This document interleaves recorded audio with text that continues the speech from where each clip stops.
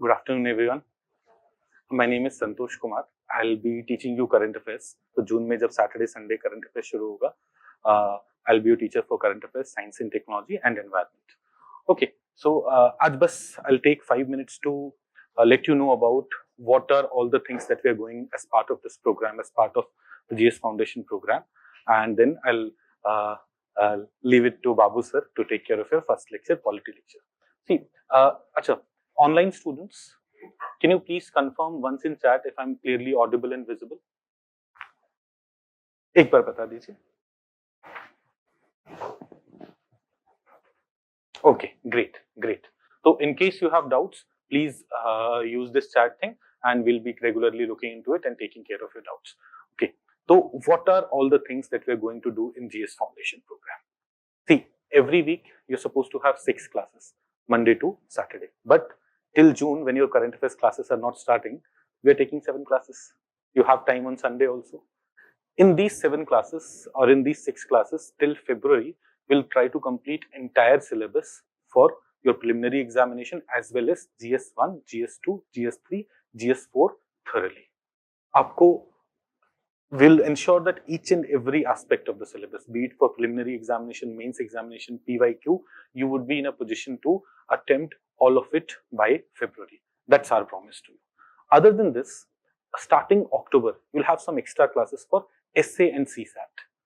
Because in this period, we'll not be able to take enough number of classes. We also cover essay and CSAT, so you'll have extra classes on essay and CSAT also. So GS 1, 2, 3, 4, GS1, prelims ka paper 1 will be taken care of as part of these regular classes from 2 p.m. to 4:30 p.m. and essay and CSAT would be done in extra classes for you people. So June wala batch, this is a better batch. We get most of the students in June batch because colleges end at that time and students join there, but it becomes a bit hectic. Why does it become a hectic? Because they are behind by 2 months.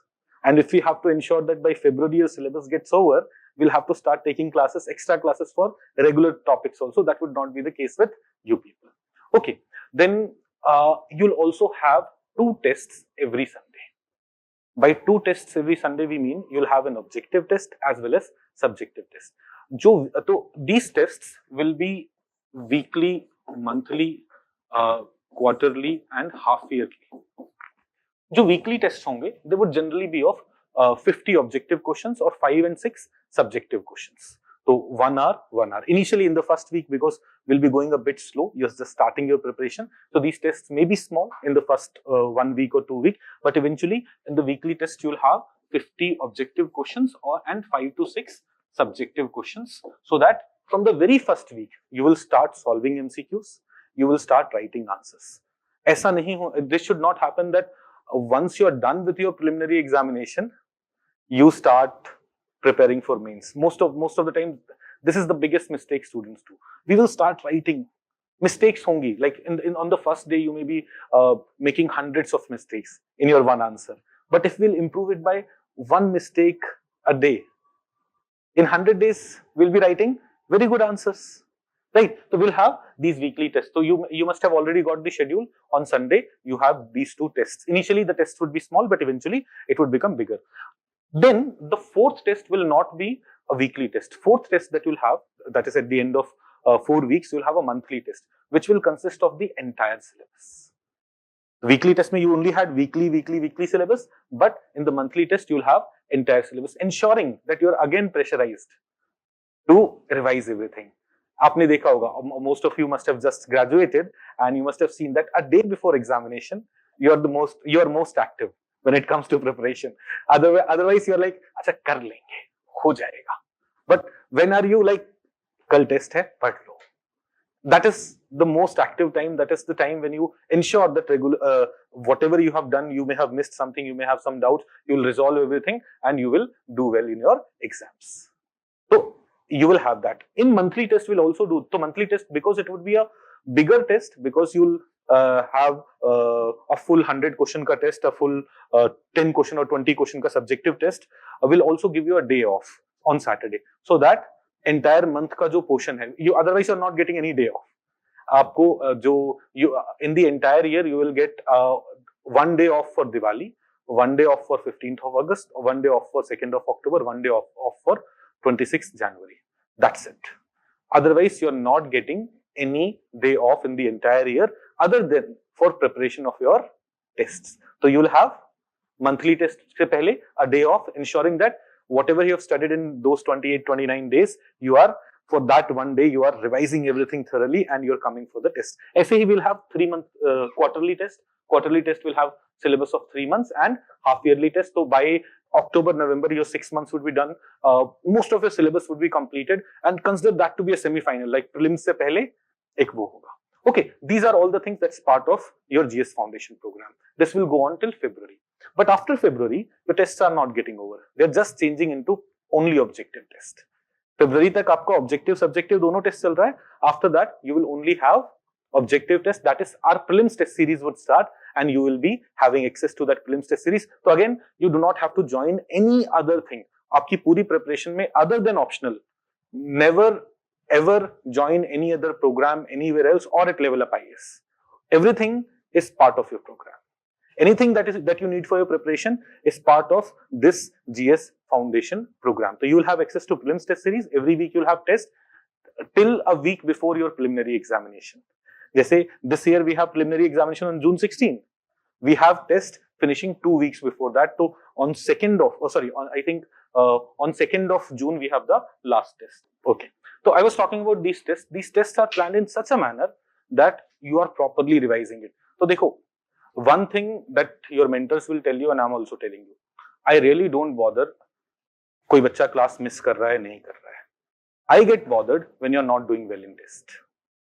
Sunday का test का your mentor will look at the score and then will talk to you why the score is less. And at that time when you say, sometimes what may happen, no, some of you may be from, let's say, economy background, may feel I'm good in economy, I don't need to attend economy classes. Okay, we'll not bother about it. But if in the Sunday test of economy you're not doing well, that will be a cause of concern, that will be a issue. Okay, so test को बहुत seriously लेना है. So after that we'll have prelims test series February से May तक. And after that, once you qualify prelims, you'll also have access to mains test series, and after that interview program. So anything that you need in your entire preparation, you will have it here. आपको अगर optional भी करना है, I can assure you there are some optional subjects like sociology. India's best sociology teacher, Nishad sir, is at LevelUp IAS. Anthropology.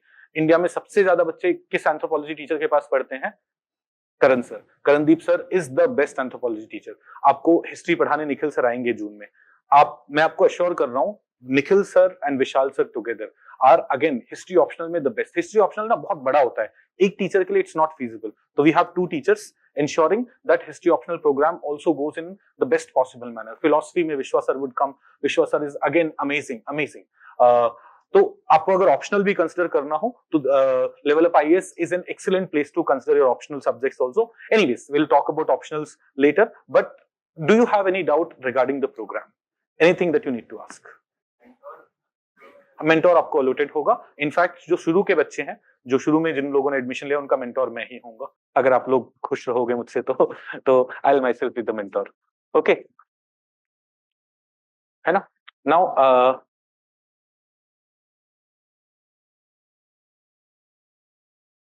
पबैड optional अभी मैं बाबू sir को introduce करता हूं. बाबू सर बताएंगे उसके बारे में. तो G Babu sir will be your polity teacher, your governance teacher. और एथिक्स में ना 2 पार्ट होते हैं, एक फिलोसफिकल पार्ट होता है and there is ethics and governance wala section. Ethics and governance section will also be taken by G Babu sir. Now, who is G Babu sir? G Babu sir is already someone who has cleared this exam. In 2016, he was selected, and if he had joined the service, he did not join the service. If he had joined the service, he would have joined as an IAS officer. So just understand this. Hardly there would be any other place जहाँ पे आपको एक IAS officer पढ़ा रहे होंगे. Sir did not join. Sir has been teaching for 8 years. He is the best polity teacher that you'll find. Someone who has gone through the entire exam process and has also qualified it. So just feel free. कोई भी doubt, कोई भी concern रहेगा, get in touch with him for polity. It would be taken care of. आपको आपके course coordinator Anil sir भी बैठे हैं यहाँ पे. आपको कोई भी issue रहेगा, you can talk to your course coordinator, they will get it resolved. आपके initially for like we allocate 20 students to every teacher to mentor them. तो initial 20 जो बच्चे हैं उनको उनका शायद mentor मैं ही रहूंगा. तो you can also take time from me. Generally I'll be available at 5 p.m. every day. है ना? तो you after your class I'll be available. You can get any of your doubts resolved. Okay. Now Vipul, अगर आपको देखो all other students are able to listen and if you are not able to listen, there must be some problem at your end. आप volume बढ़ाइए या कुछ करिए. Please look at that. If all other students are able to see it, तो there must be some issue on your end. Okay. हाँ, तो मैं क्या बोल रहा था? तो बाबू सर से जितने डाउट्स पूछने जैसे पूछने पूछिए. He is the best that you will find. Just imagine एक person who is already in service, who would have been in service if you would have joined, is teaching you. तो इस exam के लिए anyone who can teach you in the best possible manner would be this person. Okay, so Babu sir. Thank you, Santosh sir. So, good afternoon to all the students. So I'll take it forward from Santosh sir. So before I get into the subject, I think Santosh sir has given a very brief introduction about myself. I'll just take a couple of minutes, not more than that. So I'll just introduce myself, and then after that, I'll give a brief introduction about the UPSC in general. You already have a lot of understanding, probably a little bit more in terms of what you should keep in your mind.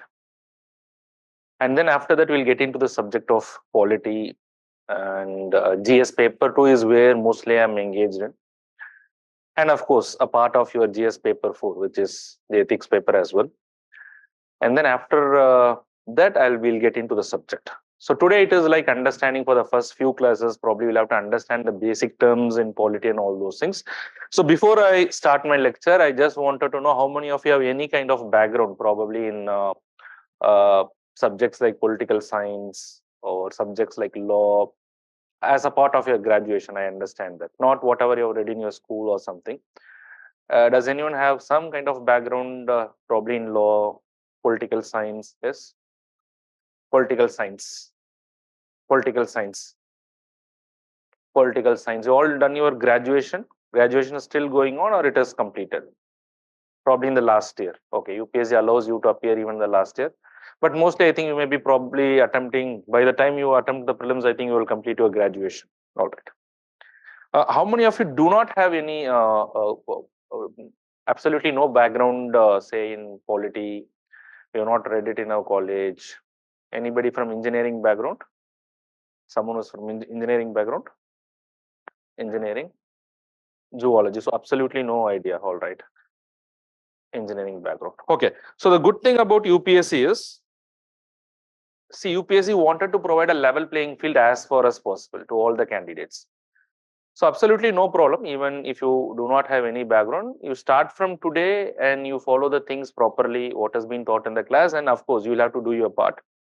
And then if you keep doing all these things, you are on par with others. I would say that probably you may be even better than those candidates who already studied in the college, because UPSC has a level playing field in the way that the examination has been setting. Yes, of course, for the optional, it is up to you. But for the general studies, it is common to everyone. So they try to maintain that level playing field. Okay. So with that short introduction, let me just give a brief introduction about myself. I already have an experience of more than 16 years. In the sense that I started as a student in 2009. So I myself completed my engineering, and then I worked in a multinational company, and then I started to prepare for this examination way back in 2009. And in 2010, I cleared this examination. Not, of course, this examination. I also gave another examination, which is called as Central Armed Police Forces. You might be aware of the Central Armed Police Forces. So I cleared that examination. I started preparing for UPSC. I tried that also. And then, but however, in my very first attempt, I got All India rank 37 in Central Armed Police Forces examination. And then I joined as an assistant commandant in CSF. And then I was posted subsequently in Dhanbad. Anybody from the state of Jharkhand? So I was posted in Jharkhand, to be very specific, in the city of Dhanbad. I was working there for a couple of years, and in 2013, I cleared this civil service examination as well. In 2013, I ended up getting rank 629. But I, however, didn't join the service, and then I gave attempt, and in CSE 2016, I qualified with All India rank 337. So then I continued forward with the teaching right from 2016. So it is almost 8 years of teaching. And as a student, if you see me, that I have almost 7-8 years of students experience. So overall, I have an experience of more than 15-16 years with regard to UPSC. So I've also seen the changes in the trend, how UPSC is becoming, evolving year after year. So all these things could really enrich in terms of what I can deliver in the class. Okay, so all that it is required from the student is you should also understand. And I always consistently say this to all my students that whatever we can deliver you in terms of the institutes, in terms of the teacher and all those things, despite all those things, 99% effort has to be from the students. Because it is not something you can just sit in the class, and it is not something that you can observe from the class and then you can clear the examination. Of course, we deliver whatever is required, but still you would have to put your effort. So 99% the effort of the students, your motivation, how you are able to keep up this motivation, say for the next 2-3 years, because the entire preparation, entire foundation will go for 1 year, and then the entire examination process will go for another 1 year. And then if something goes wrong, probably for another 1 year. So 2 to 3 years, you should be mentally prepared. So once you are able to do that, automatically, there's a highest possibility that you can clear the examination. So 99% I would say effort of the student, 1% I would say all the other thing, but you see that this 100% is required. So don't underestimate the 1% effort, because without this 1%, it is never going to be 100%. And without these 100%, your success will never come. Okay, so that's the brief introduction I wanted to give out myself. I'm sure that most of you are aware of this UPSC examination. Do you know how many students appear for this examination every year? As in, how many applications are made to UPSC every year? Any idea? Across the country. How much?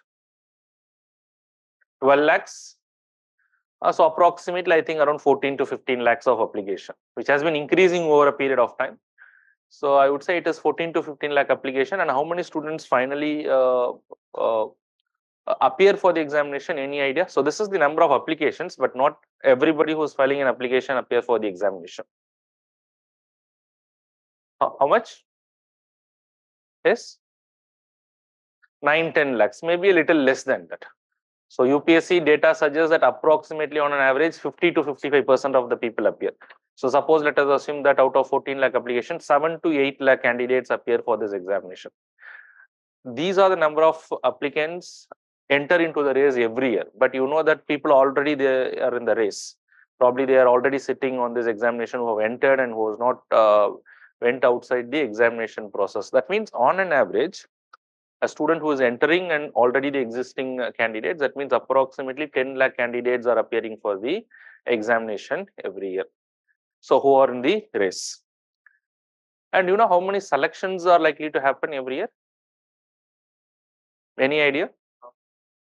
1,000, I think, is on the little higher side. There has been years the recruitment has been more than 1,000. But today, if you see, it has come down. It has come down subsequently. I think every year 600, 700 on an average, or let us keep it 800 to be on an average. So 10 lakh applications and finally 800 selections. So this is not to frighten you, but you should also know the reality. So that means, can someone tell me what is the success ratio for a candidate entering into this examination process? Can just someone tell me the ratio? Say, let us assume 1,000 out of 10 lakhs.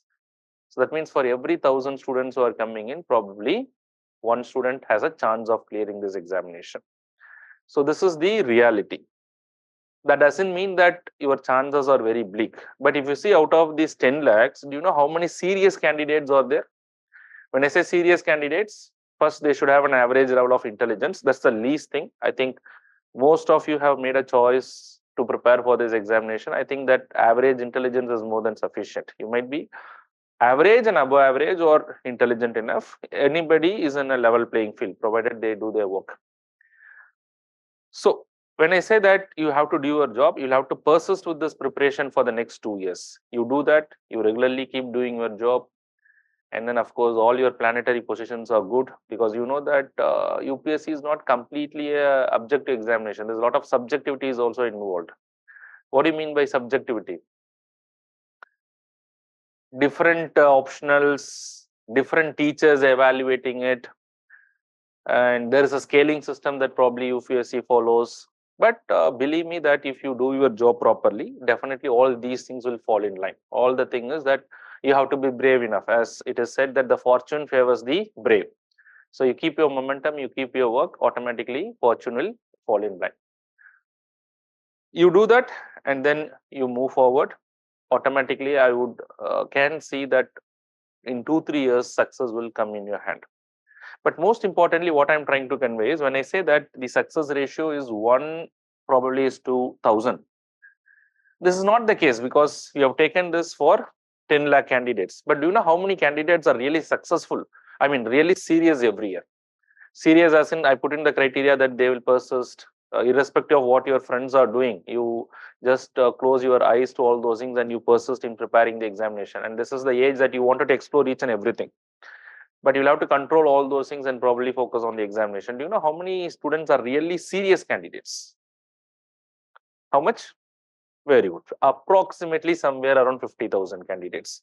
So 50,000 into, say, let us assume 50,000 is to 1,000. What is the ratio then? 1 is to 50,000 candidates. Suppose let us assume serious candidates. And if you fall under 50,000 candidates, and of course, one candidate, 1,000 candidates are going to be selected. So what is the ratio, the chances of getting selected? 1 is to 50. That means it's not a very difficult thing, as it has been seen. So in terms of absolute figures, you see that it seems to be a very difficult thing. But once you fall into the race of the serious candidate, the chances of getting selected is far higher. I'm very sure that most of you might have heard or seen some of your close friends or probably friend's friend, somebody was clearing this examination. That means there is a lot of element of fairness in this examination process, but all that it is required is, will you be able to persist? Or do you have the right guidance when you start preparing for the examination? Okay, so this is something you keep in your mind. So this is something I wanted to say before you start the examination. But having said all those things, what is UPSC stands for? Union Public Service Commission. It is also called as Unpredictable Public Service Commission. That is what it is. The other name, once you become an aspirant, you will be very popular about this particular term. Unpredictability because of the fact that every year UPSC is coming out with something that you don't expect. You don't expect it and suddenly it appears in the paper. So every year the examination is evolving. Every year it is going to be tough. So it's better that you clear this examination as soon as possible. You try to understand the pattern of UPSC. You try to understand how the questions are evolving. So that's exactly we have devised our pedagogy here as well. So you are trying to keep pace with what UPSC is doing, but despite all those things, that UPSC might come out with some kind of surprise. So as a student also, you should be in a position to assess all those things, which of course, as you will get into the foundation, you will learn all those things. Okay, so this is a brief introduction that I wanted to give about UPSC. So now let us get into the subject. I want to talk about the subject now. So that is Indian polity. So come to the subject.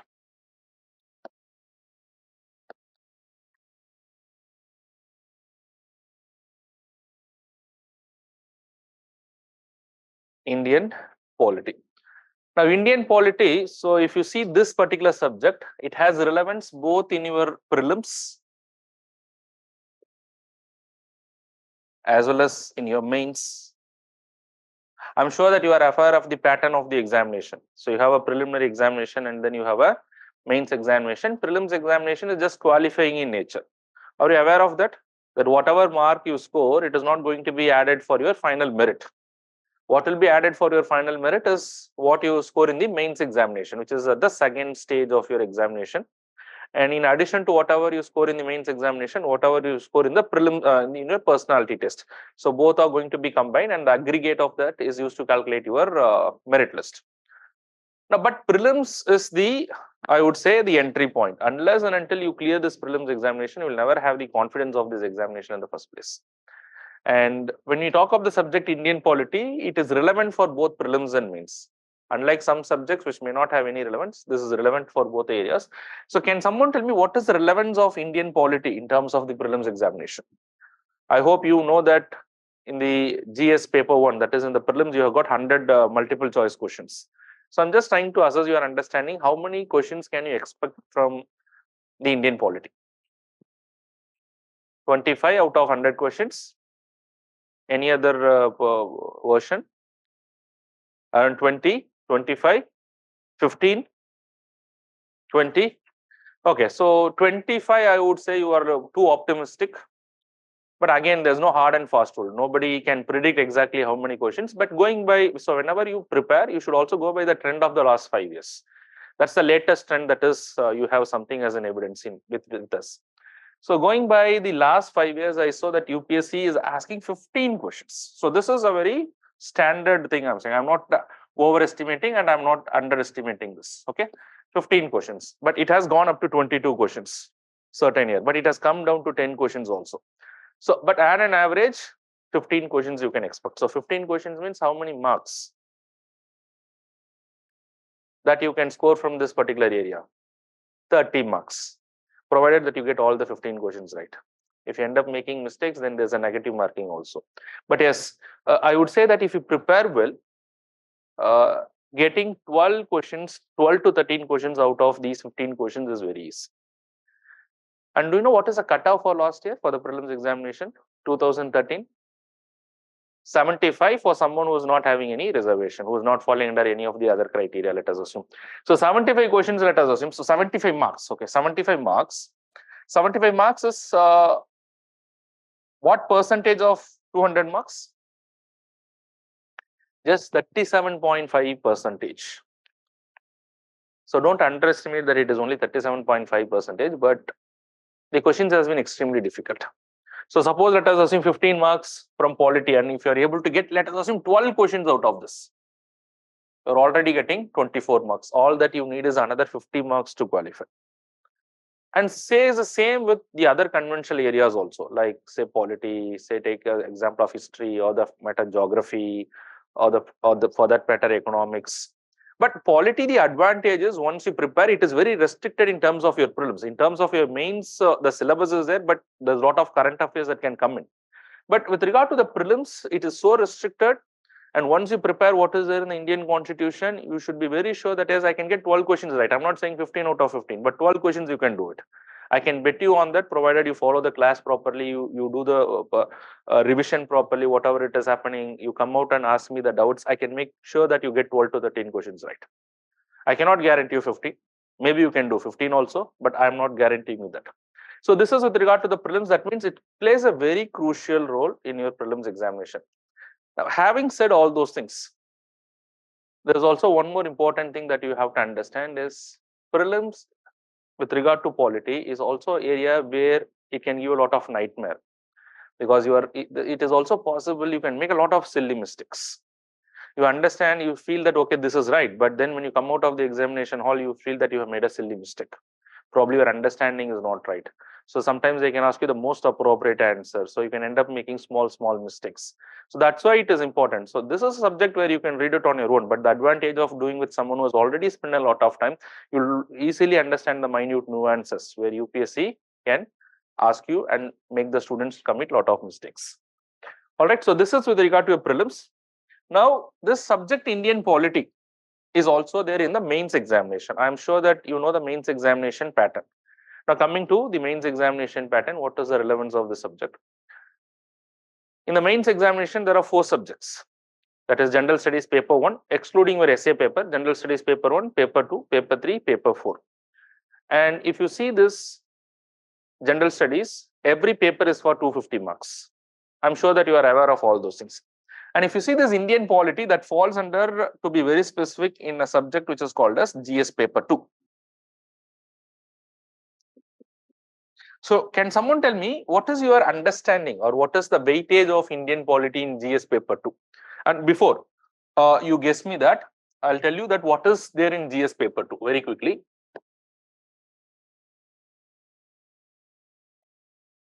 If you see GS paper 2, it includes polity and constitution, and then it includes an area which is called as governance, social justice, international relations. So combinedly, all these areas is for 250 marks. All these things has to be covered. So what I will be dealing with in GS paper 2 is I'll be covering all the three things. Of course, I understand when I say Indian polity and constitution. So this is just overlapping with what you are going to read for our prelims. But these two things are specifically for what? For your mains examination.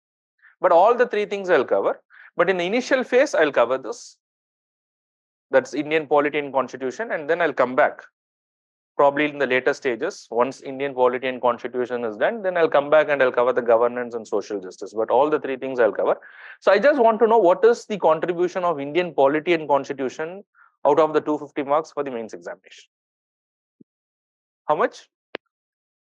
Around 50 to 60 marks out of 250. Any other observations if you have gone through the syllabus? How many of you gone through the syllabus of GS paper 2? Be very frank about that.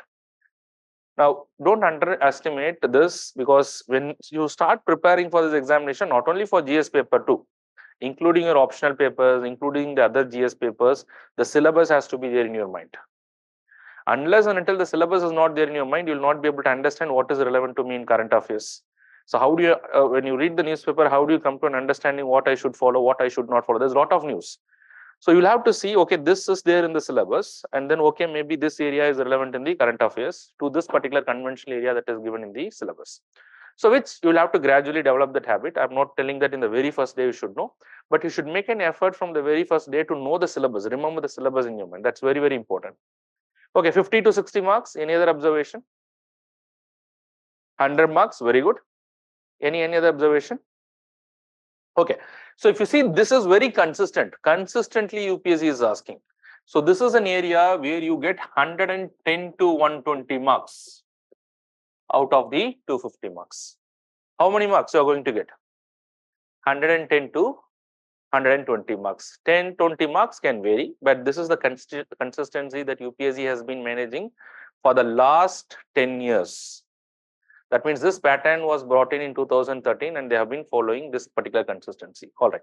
Now come to the governance area. So governance and social justice. I'll also break up syllabus very quickly for you. So how much these two areas? These two areas have a little bit of overlap. I'll just tell them what is the difference between all those things. These two areas, how much? Around 80 to 90 marks from this particular area, and consistently UPSC has been asking. And then what about the international relations? What is left out? Consistently UPSC has been asking this mark is 50 marks. 50 marks from this particular area. Now, do you know that as it has become, the GS paper 2 has become one of the very difficult area for the students, despite the fact that they feel that, okay, I know that Indian polity is a very easy subject. I know that once you go through that, you will always feel polity to be much easier than the other subjects once you spend time. But in the GS paper 2, consistently the mark has been less. Students are not able to score much as they will be able to do probably in the other GS subject. Can someone tell me what is the reason? The reason is most of the students, they just only cover Indian polity and constitution. They do not cover the area of governance and social justice. They think all the three are almost the same. They read Indian polity and constitution and they feel they're very well prepared for this particular area. But what about the 80 to 90 marks? See, UPSC getting 50% mark is a very big thing. In GS, it is even going to be lesser. 110 is considered to be an extremely good mark, but you can cross 50% or 60% in your optional paper, but that not in the GS paper. So 80 to 90 marks are not prepared in the first place. So, but what we will be doing here is that we will touching upon each and every word that is given in the syllabus. So first we'll start with the basics as, of course, Indian polity. Then we'll also do the governance, we'll give time to social justice. Of course, international relations presently is not in my domain. So there's a respective teacher who will come and teach you this international relations. Okay. So we'll make sure that everything in the syllabus is covered. Now let me just proceed further. I'll just complete this area, and then if you have any questions, I'll take it up. Okay. From there on, then we'll move to the subject. Now, the first thing is the Indian Polity and Constitution.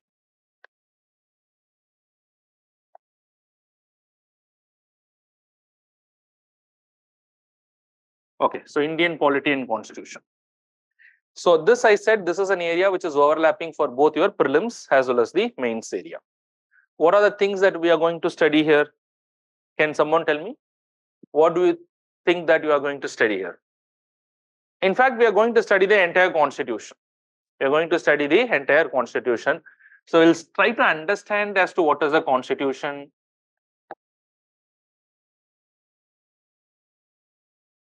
So how many of you heard about this word constitution?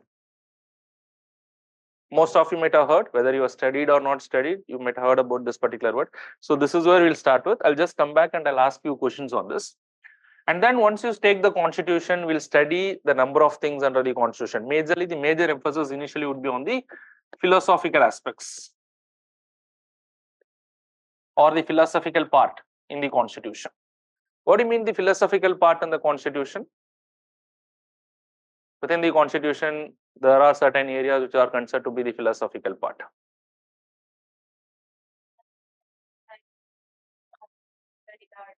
All right, so these are all mere description of the Indian constitution, observation in the constitution. There is a philosophical part in the constitution, which is of course very important. For someone who's preparing for the civil service, UPSC has been focusing on these areas, both in the prelims and mains. When I say philosophical area, this constitutes the preamble, the fundamental rights, the directive principles of state policy. I think you might have heard about all these things at least, okay? So this is the philosophical part where we'll deal with preamble.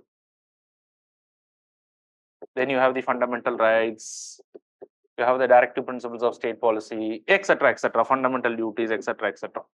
This is one important area. And then we'll deal with it is what is called as the executive. Have you ever heard of this word executive under the Indian Constitution? So someone who is not having any idea, both the online as well as offline students, do not worry about it. I'm just trying to say what is there in the syllabus. What do you mean by an executive? Some of you might know that if you see the Indian Constitution, there are three important organs. For someone who's not having any idea, let me just put across this question. If you're comfortable, you can take it up, okay? So don't feel otherwise. We say that there are three organs in the state, in the Indian Constitution. And one important organ is the executive. What do you mean by executive? Very good. The execution of the laws. Their main agenda is that they have to execute the laws. And can you give me an example of who can be considered to be the executive? Very good. President, the governors, the Council of Ministers, which includes the Prime Minister and the other Council of Ministers at the union level, the Chief Minister and the other Council of Ministers at the state level. So they all come under the topic of executives. We will study elaborately about the executives. Okay, so here I'll put the Prime Minister, majorly the Prime Minister and the Council of Ministers, the CM and the Council of Ministers, and of course the President, the governors, etc.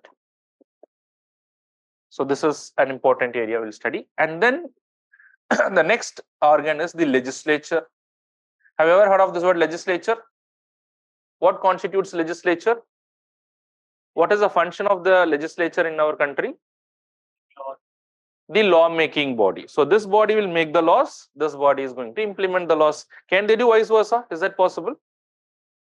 Is it possible for the executive to make the law and for the legislature to implement it?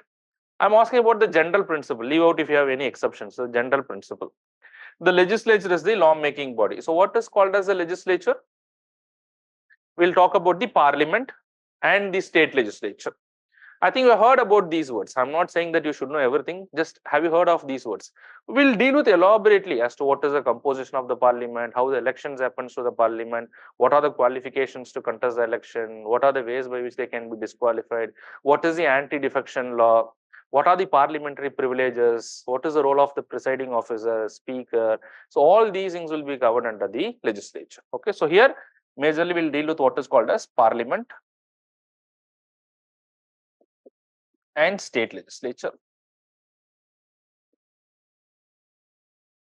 And then there is another important organ. What is the next important organ? We have seen the executive, we have seen the legislature. The next important organ is the judiciary. What do you mean by the judiciary? Judiciary means the courts, the system of courts in our country. And who is at the apex of the courts? Very good, the Supreme Court. And then we have high courts in every courts, and then we have the other subordinate courts. So here we will talk about the Supreme Court, the high courts, and the subordinate judiciary.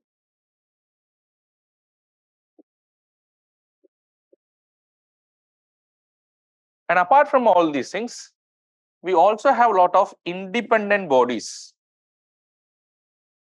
Independent, or I would put them as constitutional bodies.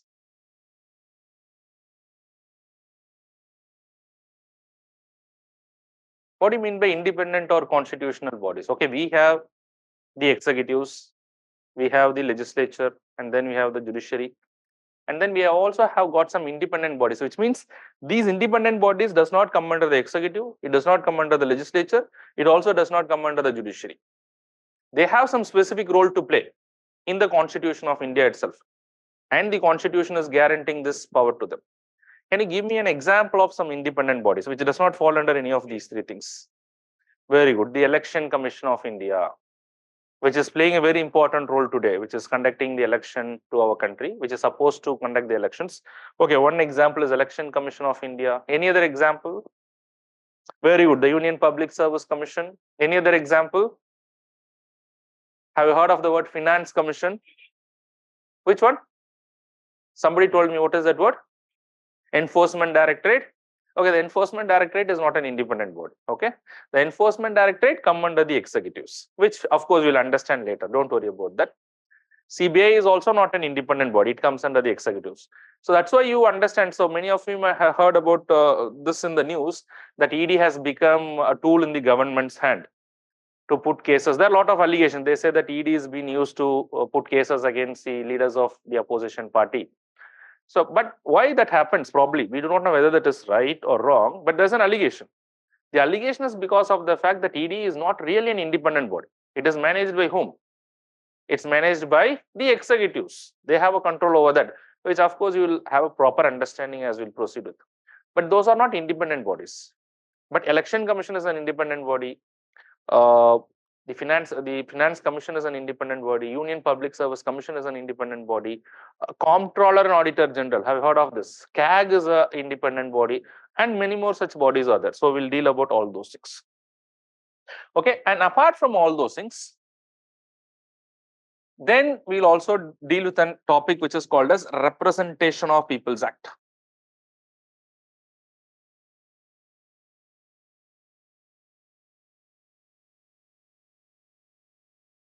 Okay, so before I get into Representation of People Act, we'll also deal with the topic in the meanwhile, in the order. Before, once we're done with the judiciary, we'll also take up a topic which is called as local bodies. I'll just come back to this topic.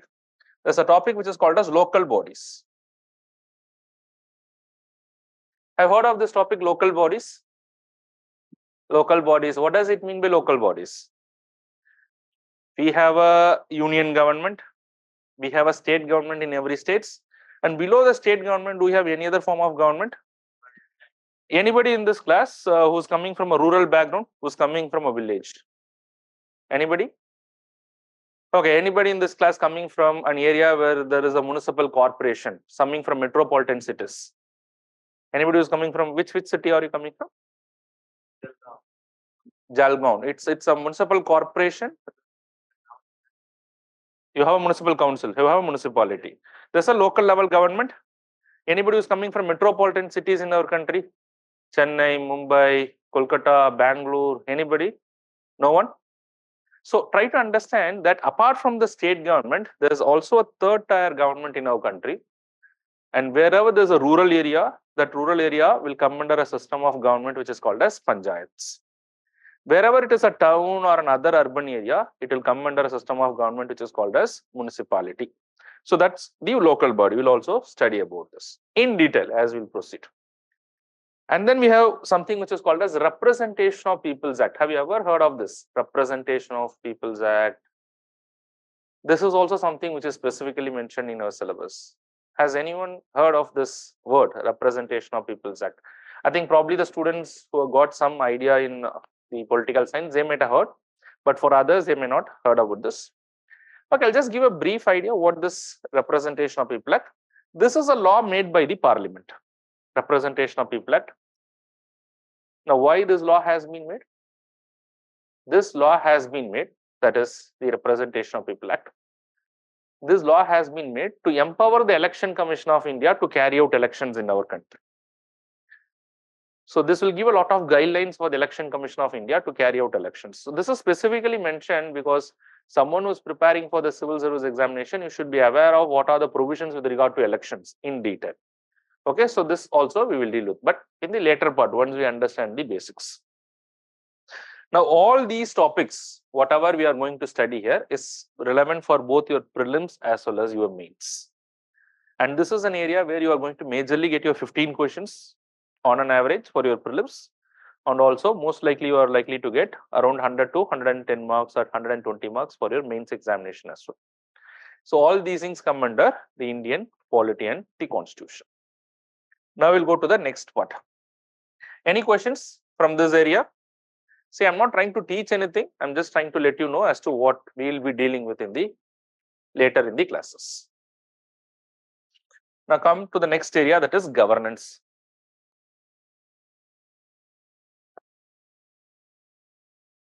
Here, what we are going to talk about or what we are going to discuss as we'll proceed, maybe in the later part. So here it talks about important aspects of governance. These things might be relatively new to most of the students. Important aspects of governance, which includes topic like good governance. Have you ever heard of this word, good governance? What are the various tools for transparency and accountability? Say, for example, today the government does a number of things. You as a citizen, are you empowered to know what the government is doing by any means?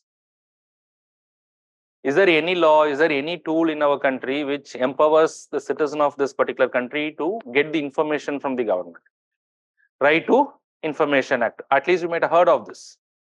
Right to Information Act. So this Right to Information Act empowers every citizen of this particular country to file an RTI, to put a query and to know and to get the information from the government. What happens when you know what is happening in the government? What is the very objective, do you think, of this Right to Information Act? Why at all this law has to be there? This law is also called as a sunshine legislation. It's seen as one of the most effective law in our country. Why do you think that this is seen as the most effective legislation in our country?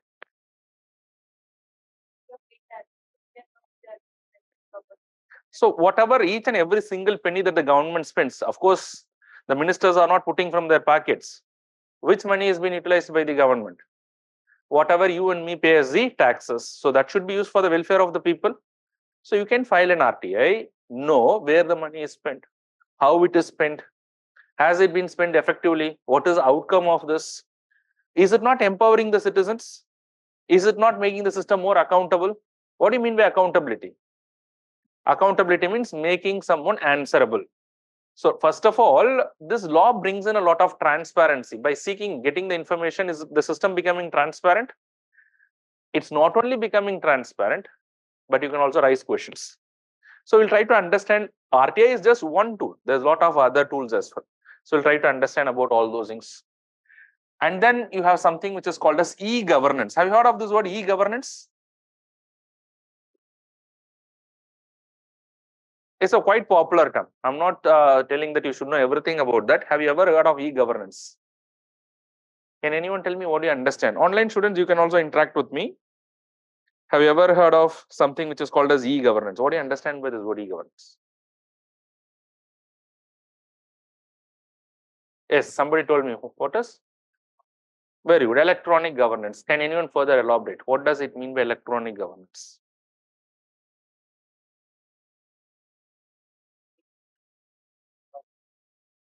Doing?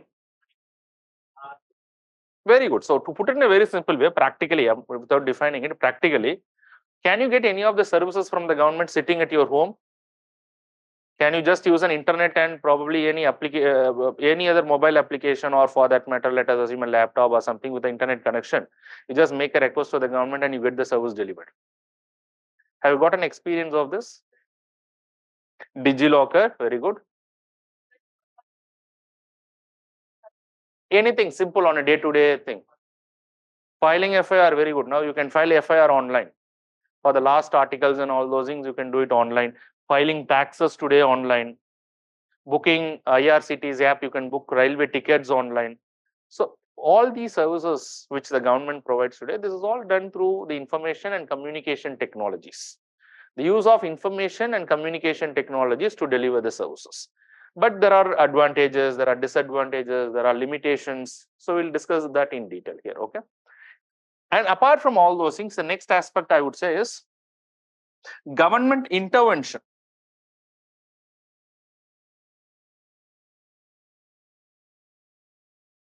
In various sectors. What are the interventions which is made by government in various sectors? When I say intervention that is made by government in various sectors, say for example, agriculture and allied sector is there. Is there any issue in our agriculture sector today? Is the government is trying to make some intervention? Intervention means a positive intervention to address the problems that is happening to the farmers. So this is all mostly the current oriented things. So in the entire year, you will have to see any major intervention has been made. So probably I would say agriculture as one sector. So what are the other sectors probably which can have an impact on the life of most of the people in our country? Does agriculture has a very important impact? How many percentage of people are still involved in this particular sector for their employment? I would say approximately 50%. If not the exact data, approximately around 50% of the population in our country still involved in agriculture and other allied activities. So it's very important, any intervention, any policy that the government brings in, it's going to have a lot of impact on lives of millions of people. So as someone preparing for civil service, you have to keenly observe all those things. What interventions has been made by the state. Okay, that's exactly what you are going to do once you become a civil servant. That's actually been tested through the examination itself, what kind of knowledge level you have. Of course, not at the level of policy making. They don't expect you to make the policies and come out with the solutions. But you should be in a position to understand, okay, these are the policies, these are the problems today. At least these basic understanding has to be there from your side as a student. Okay, so I would say agriculture sector. Can you just think of any of the other sector? Very good. Defense sector is okay. That's a law. I'm just talking about bigger than that, a major sector, defense sector. Any other sector? Industries. Can I put before industries rural development? Rural development is a big issue today. Urban development. Education, I'm not putting it, but it's a very important sector. But education will club it under certain other things. Okay. Rural development, urban development.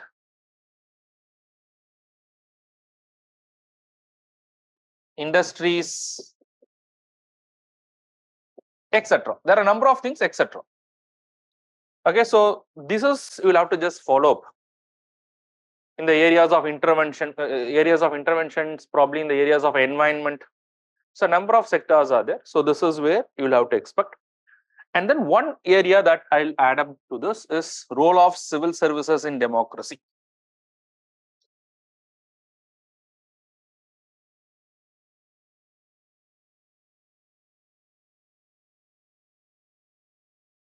Role of civil services in democracy. Of course, you are all going to appear for the civil service examination. And in one single word or one single line can tell me what this civil service is all about. That is what you are going to do. Maybe that's the objective as to why the civil servants are recruited. But how can you describe the civil service? I'm not asking what is the purpose. How would you describe the civil service? Of course, once you clear the UPSC examination, you will all be called as civil servants. In different capacity, you may be appointed. Some may be to the Indian administrative service, some may be to the police service, some may be to the foreign service, forest service, probably forest service is a different examination, revenue service, railway service. But the general name for all of you is, you're all called to be civil servants. So it is also part of your syllabus that you should have a basic idea as to what is the role of civil service. So how do you put it in one single line that what is civil service? And in fact, April 21st is the Civil Service Day. I think yesterday it was also briefly told to the students. But how would you put across this civil service? That is one of the feature of civil service. They have to be like that. Unfortunately, that is being violated in certain instances, but that's a feature of civil service. I would say that civil service is nothing but arms of the government. If I have to put it in one single line, I'll say civil service is what? Arms of the government. Because what the civil service is supposed to do?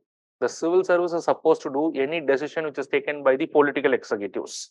So earlier in the constitution, I was talking about something which is called as the executive. Whom we called about the executive? The president, the governors, the prime minister and the council of ministers, the chief minister and the council of ministers. They're all called as the political executives. How they are called as? Political executives, because most of these people are elected. They're called as political executives. I use the word most of the people, not everybody is elected. Most of these people are elected, which you will subsequently understand. They're all political executives. They're the top level executives. India is a democracy, so the power is given to them. But then the civil servants are also executives. They are also called as executives, but the civil servants are permanent executives. They're not political executives.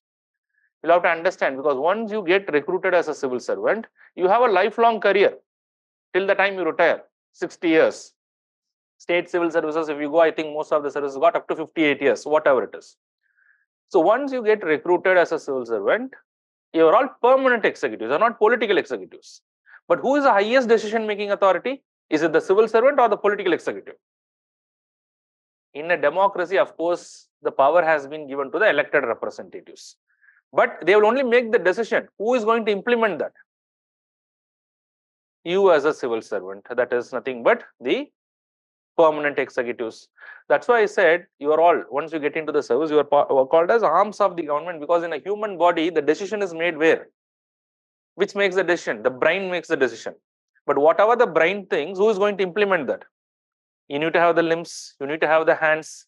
So that is why I call the civil service to be the arms of the government. Okay, so we'll deal about that. But you see, in the constitution, there's not much detail about the civil servants. But the constitution is elaborately talking about the other executives. Because in a constitution, in a democracy, who is very important? I mean, not in terms of your role. Of course, the civil servant role is, you cannot quantify that. It's very important. But ultimately, who is the highest authority? The civil, the permanent executive or the political executive? The political executive. So here we'll talk about in the governance area about the civil servants. Okay. So combinedly here, you will get up to 30 to 40 marks, not less than this, in your mains examination. But this area doesn't have much relevance to your prelims. Okay. It's mostly for your mains examination. Okay. Which we'll come and do it in the later part. Understand? But what happens today is most of the students does not prepare these areas. They read the Indian Polity and Constitution and they think that yes, they have covered the syllabus. Unfortunately, questions are asked in the mains examination from these areas as well. How do you define the word governance? Can anyone tell me? I have put that the broader topic is governance. What do you mean by governance? To put it in a very simple way, governance is nothing but whatever the government does. Whatever the government initiates, what action is taken by the government, everything comes under the ambit of what? The governance. Who makes the policy interventions? Who will come out with policies? The government has to come. And all these things are coming under the topic of what is called as governance. Okay, so 30 to 40 marks, this area. Of course, we'll do it in the later part. Now come to the next part, that is social justice. Okay, so just before going to this area, this is the most important question I wanted to put to all the students. Social justice. What is the difference between the word justice and equality? I think you interchangeably use these words, and most of you might have come across this particular word, justice and equality. Is there any difference, or are they one and the same? The word justice and equality, because what all we are going to discuss under this topic is social justice. Here also 30 to 40 marks, maybe a little more also. UPSC is giving more weightage to this area. These days, they are even asking up to 50 marks from social justice, which students completely miss. What do you understand by social, or just the word justice?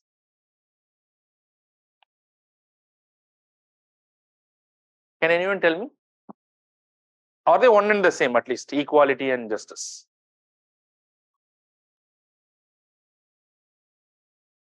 Okay, we are not talking about what it's ethics and morals. If you talk about ethics and morals, probably whatever you're saying is right. What is right and what is wrong is what is coming under the definition of morality or ethical values or something. But you are talking about something what is justice and equality.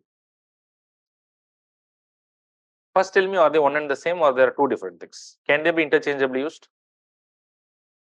Both are different. To what extent they are different? What's the difference between them?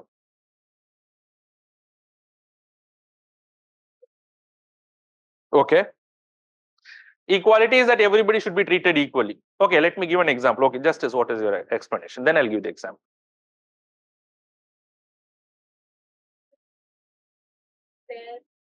Being fair. Being fair. So to being fair, can we treat people unequally?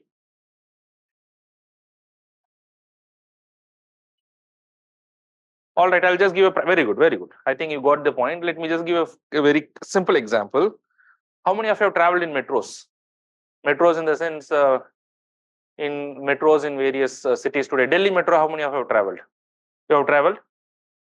Have you ever observed that there are some seats reserved for women and some seats reserved for the physically disabled people, some seats reserved for the elderly people, senior citizens? Is it discriminatory in nature? Can the people who are not getting this seats reserved, can they feel that this is discriminatory? How many of you don't think it is not discriminatory?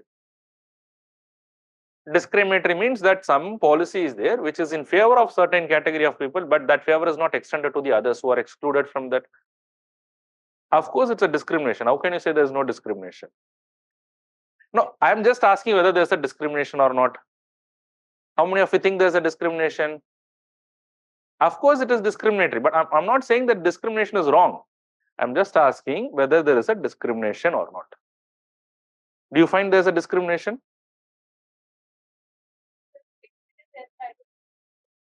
No, I'm not telling you to judge that policy. Try to understand my question, okay? I'm not telling anybody of you here to judge that particular policy. I'm not telling you to say that whether it is right or wrong. I'm just asking a very plain question. I hope you understand the meaning of discrimination. I'm just putting across whether there is a discrimination or not. I hope you all will accept that there is something which is called as discrimination. So discrimination per se is not wrong under the Constitution. That is what you'll have to understand. Because the Constitution of India not only talks about equality, the Constitution of India also talks about justice. So you'll have to understand the difference here. Equality means everybody has to be treated equally. But justice means the same Constitution is also saying that the equal should be treated equally. When you are equally placed, then treat them equally. Because by the virtue of the historical exploitation, there are a lot of sections of society in our country which has been historically exploited. Say, for example, the scheduled caste or the scheduled tribe.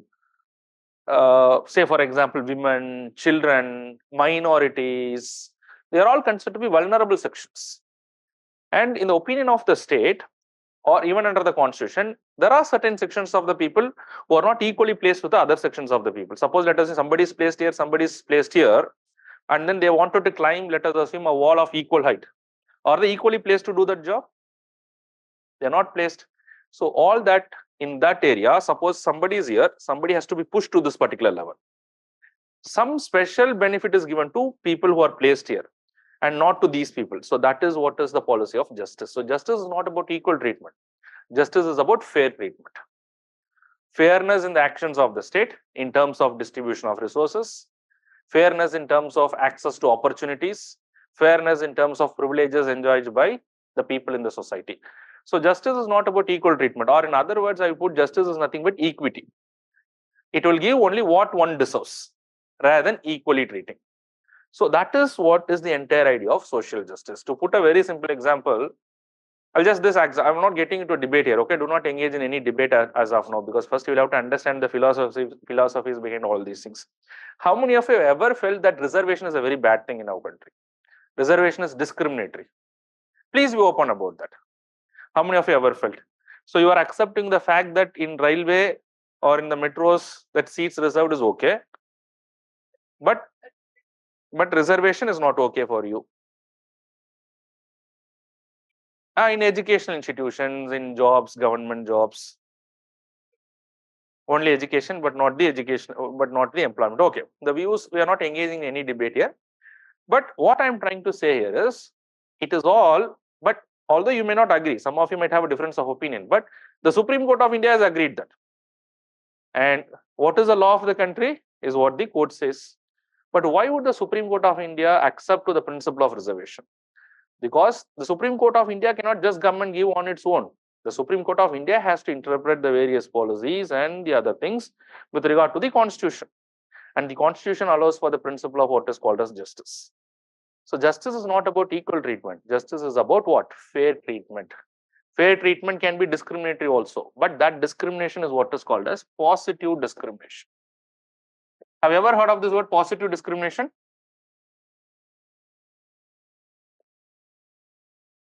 The discrimination is done positively because there are certain sections of the people who are not placed equally. And of course, the state does not help them. If the state does not give them a helping hand, they will never be able to come up in life, and they will always remain as the downward sections or something. So that is what is the phenomenon of justice. Okay. So let us try to understand as we move further. This is specifically mentioned in your syllabus. So what are the things that is mentioned in the syllabus is the interventions that is made by the state with regard to the vulnerable sections.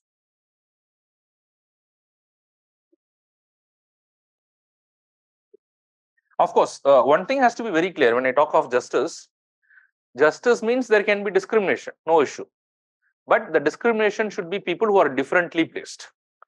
Suppose if everybody is equally placed in the society, then there is no discrimination, should not be there. That means try to understand this. Suppose if people are not equally placed, then there can be discrimination. But once people become equal, then probably the discrimination should not happen. Or in other words, suppose let us assume today reservation is given to scheduled caste or for that matter scheduled tribe people, because it is felt that they're not still equally placed with that of probably the general community. But over a period of time, because of the reservation, they also improve their status, they are also equally placed, say, let us assume 100 years from now, 50 years from now. Then the Constitution does not allow for reservation. Once you are equally placed, then the reservation should not be given. But till the time they are unequally placed, there can be a fairness towards them. There can be a positive discrimination towards them. So in that way, in your syllabus specifically talks about social justice with regard to the vulnerable sections in the society. So who are these vulnerable sections? Can someone tell me what do you understand by vulnerable? Who can be easily targeted, who can be easily hurt in the society. So whom do you think can be considered to be vulnerable sections in the society? Yes? Can I put it this way? Women. Women is considered to be a vulnerable section. Children. Scheduled caste. Scheduled tribes. Disabled people. Disabled people. Minorities. People affected by trafficking. And so on and so forth. So all these sections are considered to be vulnerable sections. So today the state comes out with a lot of special measures to help these people. So specifically in the concept of social justice, we'll deal with all these things. What are the various policies that the state has done to help these sections of the society? Now, is there any section, any policy that you know that it is helping the women today? Where the men is not having that facility or that particular privilege, but women are exercising that. Women? Women's reservation in the metros, and today you know that 1/3 reservation has been already passed. An amendment has been made to the Constitution giving 1/3 reservation to women. Many states gives reservation to women. In some of the states like Tamil Nadu, the bus ride is free for the women but not for the men. So these are all based on the idea of what? These are all based on the idea of social justice. So in this area, we'll have to follow about all these things. Okay. So this is one area, vulnerable sections. And then interventions in the area of education. So education is mainly to ensure equality in the society initially. So education, health and human resource. So what are the various interventions that has been made by the state? to improve the education in our country, to improve the health of the people in our country, to probably tap the human resource potential in our country. So all these things also come under this particular area. Very, very important area. Every year there's a question. Okay, so you'll have to understand this.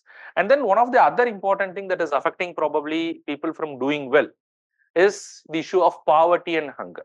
Okay, so I'll just put poverty and hunger also here.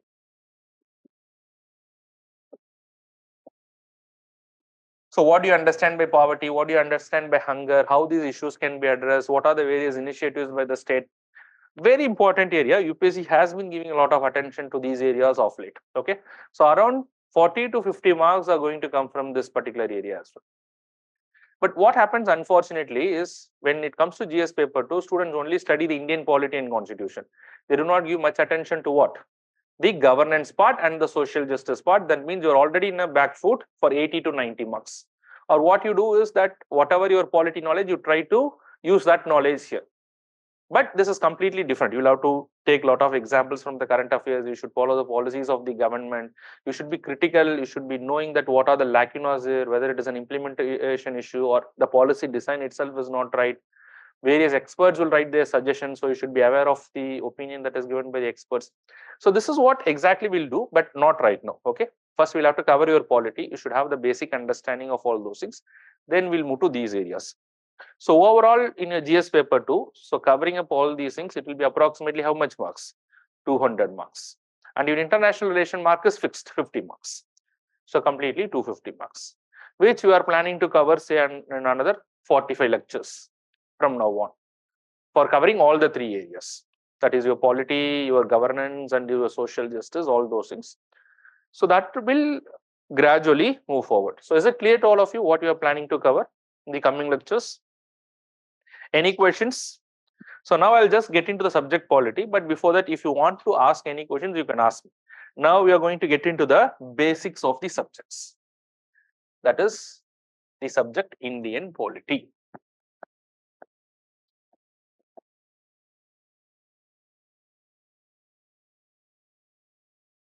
PPTs.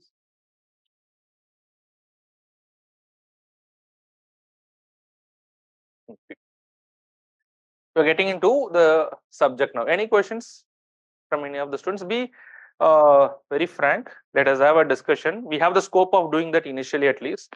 So till the time you are comfortable about the subject. Any questions from the online students? Any questions? No questions? Is the syllabus clear to you? What you are going to cover? All right. So now we are going to study the Indian polity, which means basically we are going to study the Constitution of India. Okay. So now who can tell me what is a constitution? My first thing that I wanted to deal with today is, first I'll start with the idea of what is constitution, and then I'll deal with the idea of what is state. I'll deal with the idea of what is constitutionalism. Now, once I deal with all those things, then I'll go to some of the very basic principles that you should know to study this particular, some of the features that probably you should be aware of to proceed further about this particular subject. So first, I wanted to ask you this particular question. What do you understand by constitution?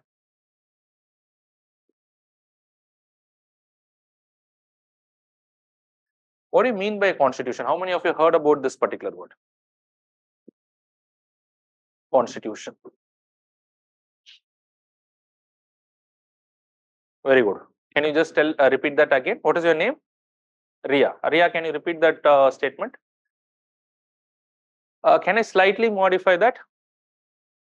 It's the basic or the supreme rule book of the country. So say for example, many of you might have gone to the colleges probably, and many of you might be today part of any of the housing societies. Is there any rules that is regulating your behavior in the college wherever you are studying? Is there any rules within your college?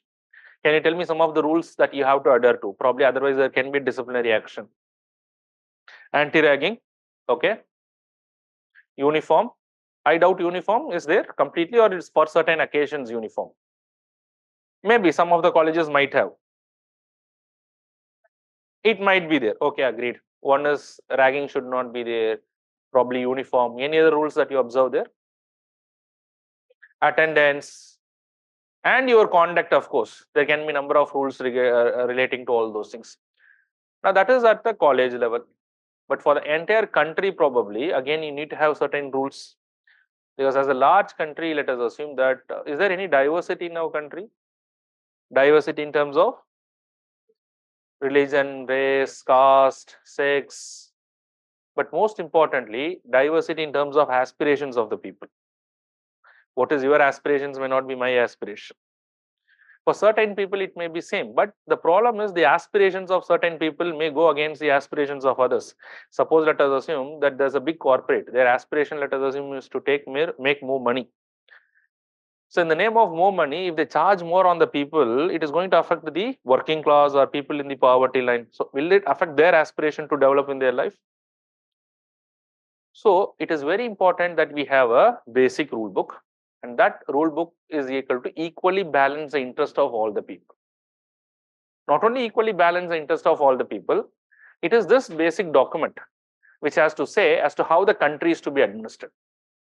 The entire country has to be administered, and we should also know how the country is to be administered and who has to administer the country, who will elect the government, whether somebody will become the very powerful person or the most richest person will directly form the government, or it has to be elected by the people.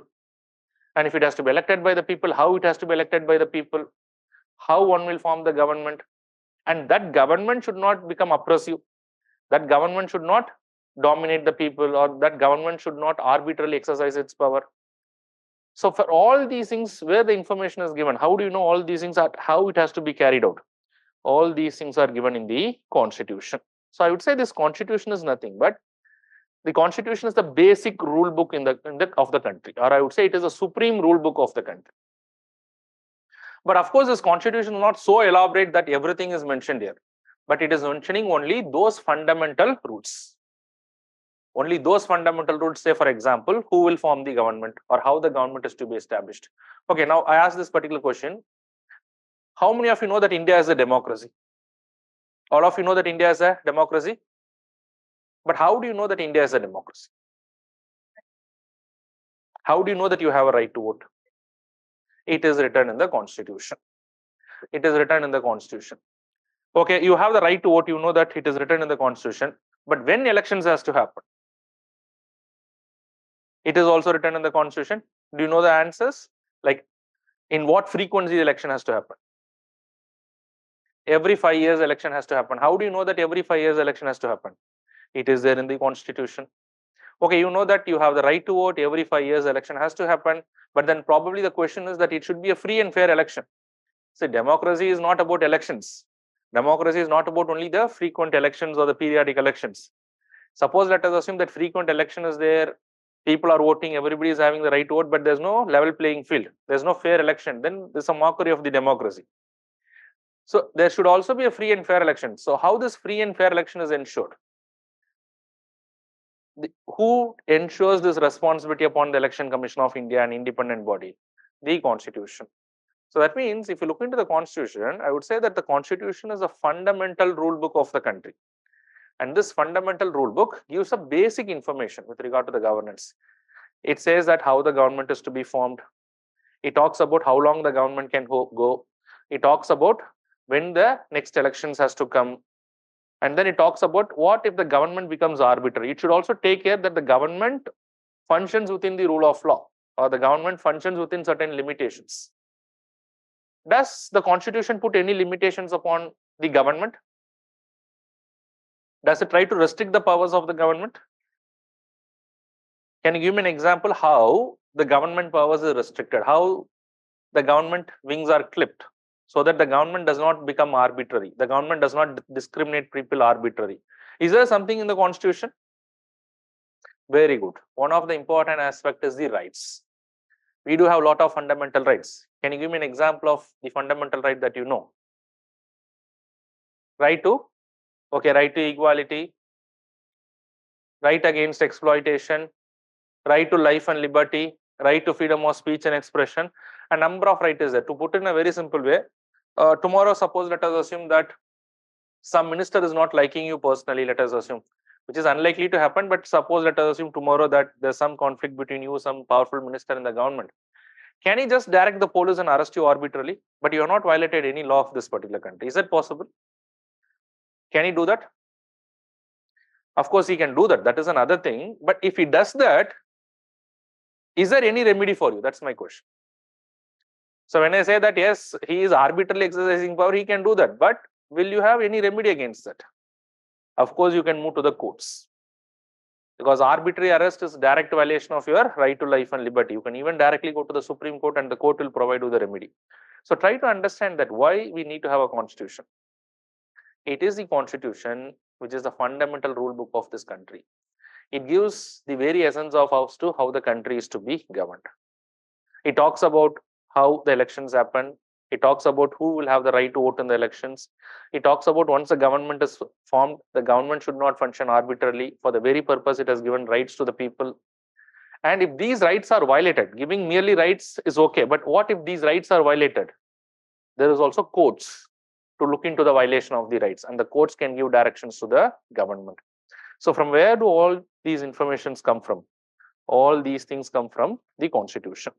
So to put it in a very simple way, if you have to summarize as to what is a constitution, I would say the constitution is a fundamental rule book of the country, which provides all the information as to how the country is to be governed.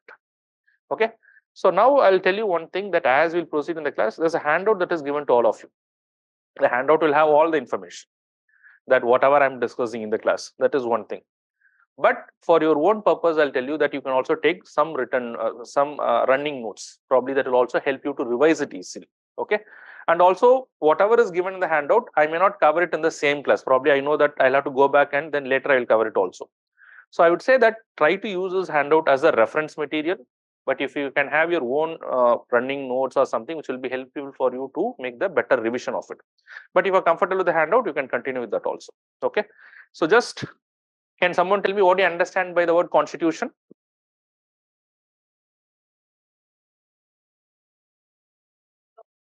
For the governance of the country. So it gives all the information. Can the government do something which is beyond what is not there in the constitution?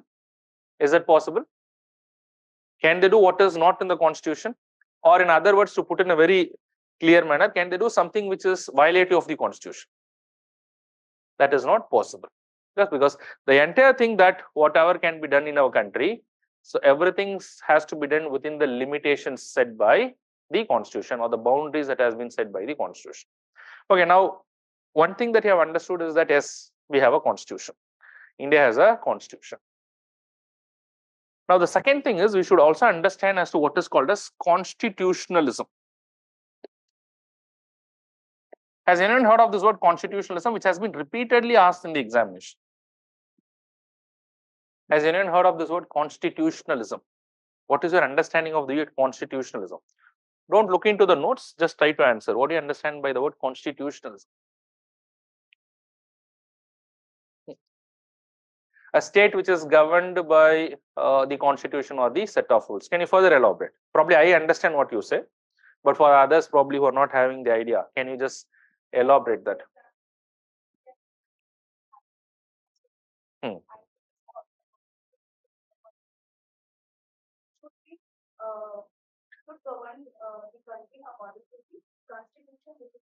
Very good. You mean to say that the constitution is adhered or it is implemented in letter and spirit? It is not that the constitution is saying something, but whatever is happening in the country is something else. So try to understand the constitution guarantees a lot of right. It says that there should be no arbitrary detention. You cannot be arbitrarily arrested by the police. But if there's a lot of arbitrary detention that is happening in the country, the constitution is guaranteeing you right, but practically it does not exist in the country. Then you cannot say that there is constitutionalism. So when you can say that there's a constitutionalism, constitutionalism means that whatever is enshrined in the constitution is implemented in letter and spirit. And if there's any limitations that is set for the authorities to function as per the constitution, those limitations should be there. They cannot go beyond those limitations. Then only you can say that there exists what is called as constitutionalism. Okay, now tell me this important question. Does it mean that having a constitution means that there is constitutionalism? If you have a constitution, can we definitely say that there exists constitutionalism? So for example, many people say Pakistan is a failed state. Does Pakistan have a constitution? Is there constitutionalism there? This is not my personal opinion. This is the opinion of the experts that although they have a constitution, there is no constitutionalism. Because you see, Pakistan as a state, it is the government which has to formulate their policies when it comes to international relations or with a foreign state. But there it is mostly decided by the army, which the constitution does not empower them. The constitution is saying something, something else is happening. That means then there is no constitutionalism. But on the contrary, if you take the example of India, probably, that there can be minor aberrations, I'm not saying, but largely the rights of the people are restricted. Largely, the Supreme Court can declare the actions of the government to be invalid if they are violative of the constitution. So then you call that to be constitutionalism. So what do you understand? What is the other way of putting this constitutionalism? Constitutionalism means that there is a limitation upon the powers of the state. And who is putting that limitation? Constitution. And it is also practiced. Okay, so then only we say it to be constitutionalism. So constitution means whatever is a written document. Constitutionalism means that is put into practice. That's basically what is called as constitutionalism. Is that clear? Okay. So I'm just repeating that again. What is constitution? So constitution is the basic rule book which gives the information as to how the country is to be governed. And what is constitutionalism? So constitutionalism means that the constitution is put into practice in letter and spirit. Then there is constitutionalism. Okay, just look into this particular question which has been asked in UPSC, because I also wanted you to do with some of the questions as we will proceed. Okay, so have a look into this particular question. Try to answer this question. Okay, so this was asked in UPSC few years back. Try to answer this question. Tell me what is the answer in this case. Of course, you may not be aware of all the options, but you should be in a position to identify the right answer as of now.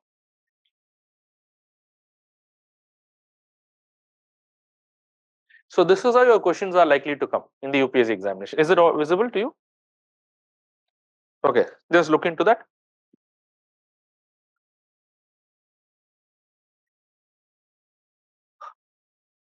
Okay, so anybody who is saying D, please raise your hand. Online students, you can also comment.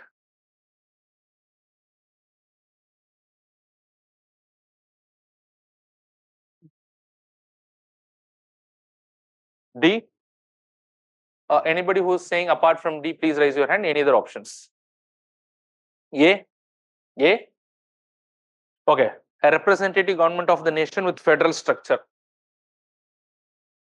I'm not getting into federal structure right now because many students may not be able to understand that. Okay, you are saying a representative government of a nation with federal structure. I'll just explain as we'll proceed as to what is this federal structure, but I'll give an example of one particular country, United Kingdom. How many of you know about this country who ruled India for more than 200 years? France, how many of you heard about this nation, France? Do you think that in United Kingdom and France, constitutionalism prevail, or there is no constitutionalism in these countries? Just on a rough idea, do you think in a country like United Kingdom, constitutionalism is there? Do they adhere to their constitution? Or the people there do not exercise any rights? In France also, it's like completely a totalitarian regime, or France is a country where you think that there will be constitutionalism? That's a different thing. I'm asking about constitutionalism. Do you think that in United Kingdom there will be constitutionalism? In France? But both France and United Kingdom are unitary form of government. There's no federal structure there. There's no federal structure. Both France and United Kingdom is what? They're both unitary form of government. The example that I've taken.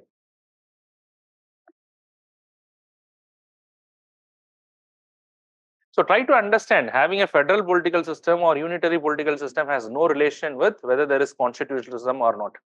So constitutionalism means the constitution, whatever is there in the constitution, it has to be implemented in letter and spirit. And most of the constitutions today, they wanted a limited state. The state should not become arbitrary.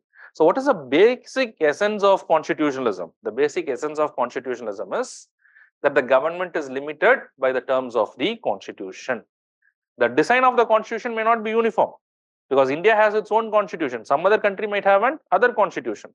Some other country might have another design. But when you say constitutionalism, it has to be what?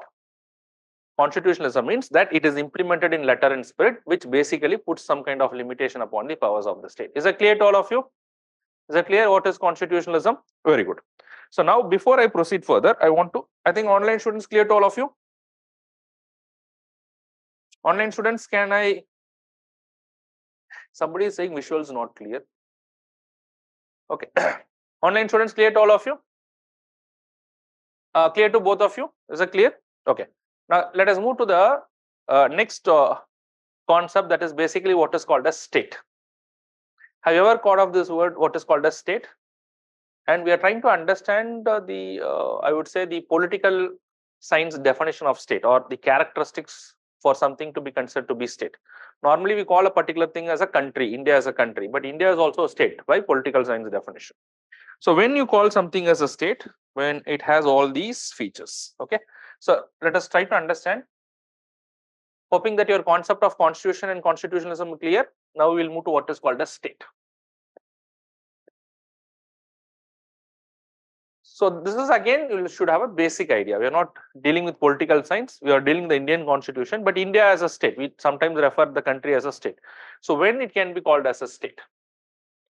So when something, an entity which will be called as a state, it should have certain features. It should satisfy certain characteristics. What are the characteristics?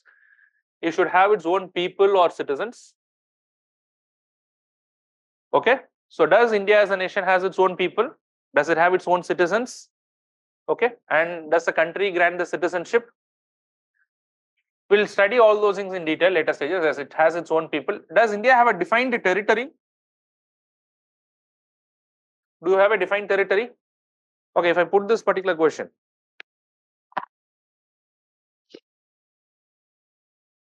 can someone tell me, where do you know what is the territory of India? How do you know what is the territory of India? Is it possible for you to know what is the territory of India? And where is this information? Okay, before that, you just tell government website. Government website. Okay, which government website? All right, so you tell me that today the territory of India comprises of what? You might have seen the map of India, political map of India. I'm just asking a very simple question. Today the territory of India comprises of what? Or in other words, let me make the question more direct. How many states and how many union territories are there today in India? 29 states and 9 union territories. 28 states and 7 union territories. 28 states and 8 union territories. 28 states and 9 union territories. So how many states and how many union territories today are there in our country? 8 union territories, sure. 28 states and 8 union territories. So how can you bet that yes, there are only 28 states and 8 union territories? Okay, the answer is right. Today in our country, there are 28 states and 8 union territories. But if I conflict, how do you prove that it is 28 states and 8 union territories? What is the most authentic information you can show me to say that, or to prove that you are right? What is the most authentic proof that, can any of you show me that is the country, the territory today has got 28 states and 8 union territories? I don't agree with the Government of India declaration. Suppose, let us assume that is not the case, but for a sake of point, let us assume that I say that no, I don't agree with this. Then what can you show? The Constitution of India. The fundamental rule book also provides the territory of India. That is very, very important thing. Okay. So where this information is there? This information is there in the Constitution of India, and in the Constitution there are certain things which is called as schedules. I'll explain you about the schedules as I proceed further in the next class. So these informations are where? These are there in the schedules in the Constitution. So today India has a territory which we know. So people are there. And then apart from that, we should have an established government. Do we have an established government? And how the government is established in our country? What form of government do we have in our country? Democratic government, but it hardly matters. Try to understand. By political science, not necessarily it is a democratic government. They should have an established government. And India has a government which is democratic in character. We'll try to. So this is also there. And then the next important feature is that the state should be a sovereign state. When I say sovereign, that there's no external authority which can control the state in terms of their actions. So do you call that India to be a sovereign state? Yes, largely it is a sovereign, but for all the countries today, there are some limitations in the form of international laws and all those things. But otherwise, yes, most of the states are sovereign state. So can we call that India as a state by this definition, by these characteristics? So we do have people, our own citizens, we have a defined territory which we have in the constitution, in the schedule 1 of the constitution. We do have an established government which we established by democratic means as it is there in the constitution. And then the state is also a sovereign state. So of course, definitely what? India is a state. India is a sovereign state. Okay, so that's the basic understanding you should have. So all these things has to be very clear in your mind. Now UPSC has also asked questions from these areas. Now come here and try to understand here. There's a question which was asked by UPSC. Try to answer this question. Take your time and try to answer this question. This is a UPSC question. Online students, please you also go through this question. Is it visible to all of you? You can also shift if it is not visible, so that from that side it will be clear to all of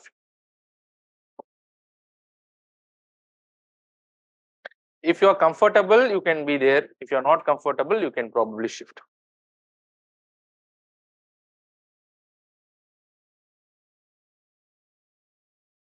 Take your time and try to answer this question. Online students, you can also answer this question.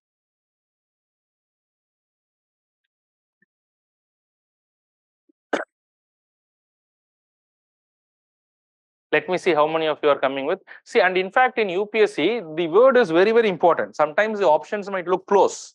So look into the question itself. Which one of the following best defines?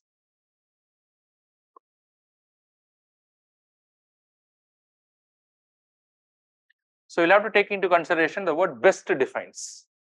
Which one of the following best defines? Is it visible to you? A, B, C, D.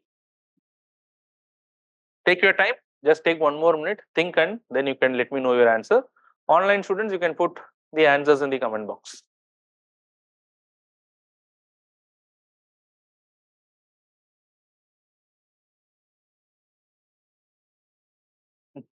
What is your name? You. Sit. Okay. From which state? Nagaland.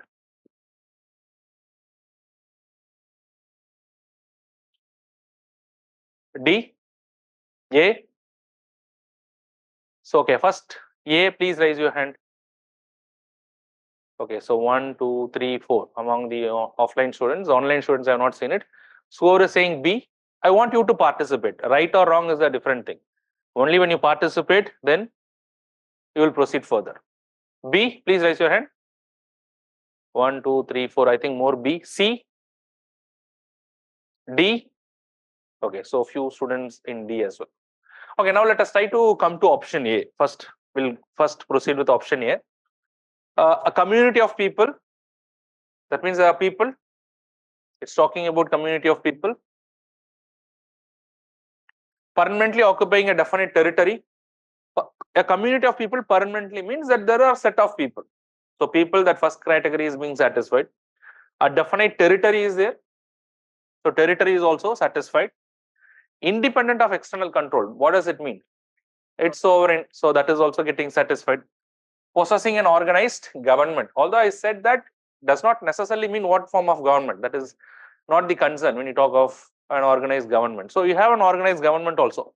So you have people, yes, 1 is satisfying, you have a defined territory, 2 is satisfying, it is free of external control, which is also explicitly mentioned, that is also satisfied. You have an organized government, 4 is also satisfied. So it appears A is the very appropriate answer to me.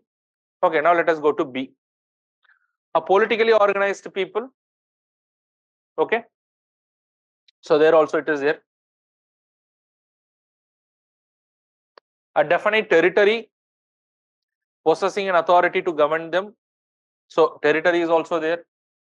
Possessing an authority to govern them. So that means the government is also there. Maintain law and order, protect the natural rights, and safeguard their means of sustenance. So somebody who has said B, it also looks correct, but something is missing out. What is missing out?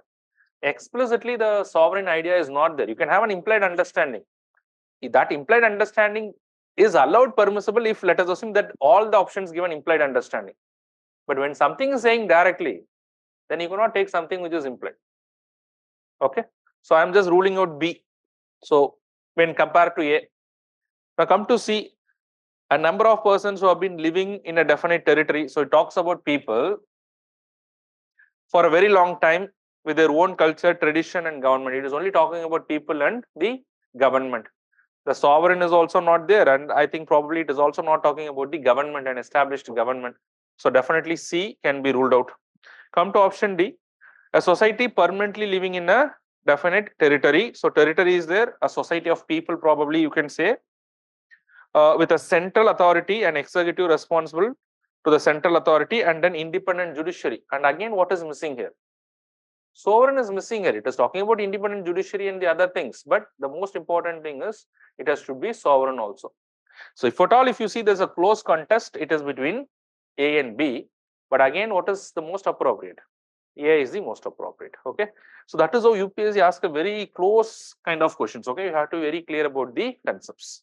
Is that clear to all of you? How UPSC asks. So moving forward, you will understand that the information might be the same, but when you come to UPSC examination, the thing is that probably the way they set the questions may be on a higher degree. And I say higher degree in comparison to that of what you have been going through at this stage, probably your college or before that your school. Probably you need to have a little bit of more application and understanding, and then you will be able to do that. But as we'll proceed in this way, whenever I complete a particular topic, I'll try to solve the previous year questions and some other questions as well, so that it becomes easy for you to understand. Is that clear to all of you?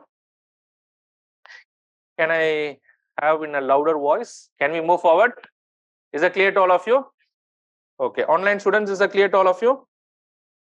All right, we'll proceed further. Now we are moving to the next part, is that we will also try to understand between the concept of what is called as a written and an unwritten constitution. Okay, India has a written constitution or an unwritten constitution. We understand the definition of or what is a constitution. In India, we have a written or an unwritten constitution. A written constitution. So that means there's some fundamental difference as to what is a written and an unwritten constitution. So now let us try to understand this fundamental difference. Listen to me. The notes has been beautifully made, so it is already there. But yes, you can also take some hint points, which will be easier for you to revision. Written versus unwritten constitution.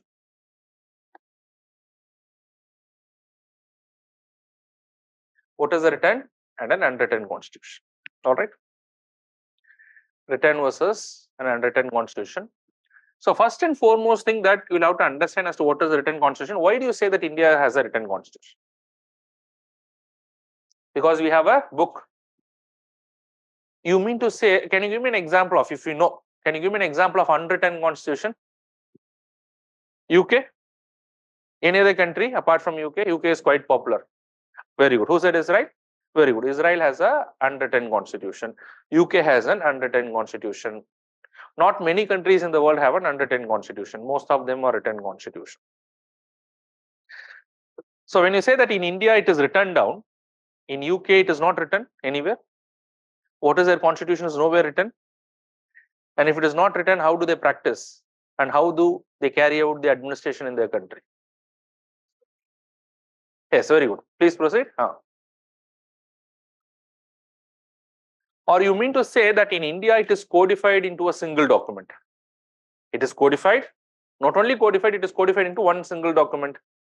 But whereas in UK, on the contrary, you mean to say it is codified,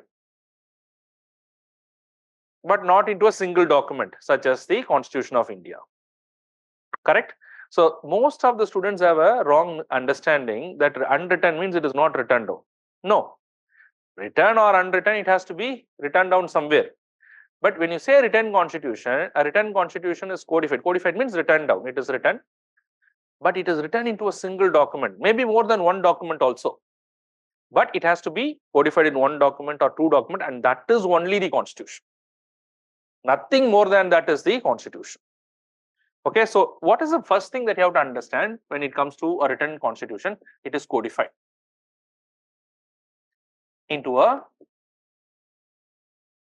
single document, mostly into a single document, but it could be more also. It can be 2 documents also, 3 documents also. But when you take the example of India, it is codified into how many documents? One single document, which is the basic rule book. Now, can you tell me how many articles are there? How many parts are there? And how many schedules are there? This is your homework. I wanted you to find out when you come tomorrow. If you look into the Constitution of India, it has certain articles. I'll explain in the next class what is an article, what is a part, what is a schedule.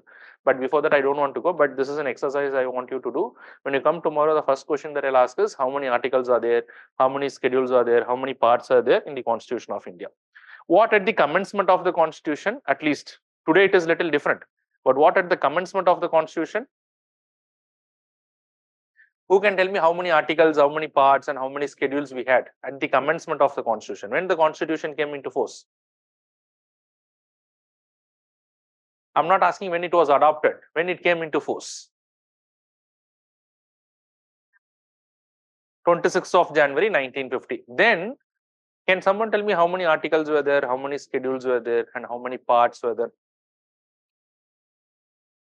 Very good. Articles are right, 395 articles. Very good. 8 schedules and 22 parts. Then, but today you tell me, tomorrow you can tell me, just go and how many articles are there, how many schedules are there, and probably how many parts are there presently. And it is codified into only one single document. But whereas on the contrary, if you see an unwritten constitution, it is not codified.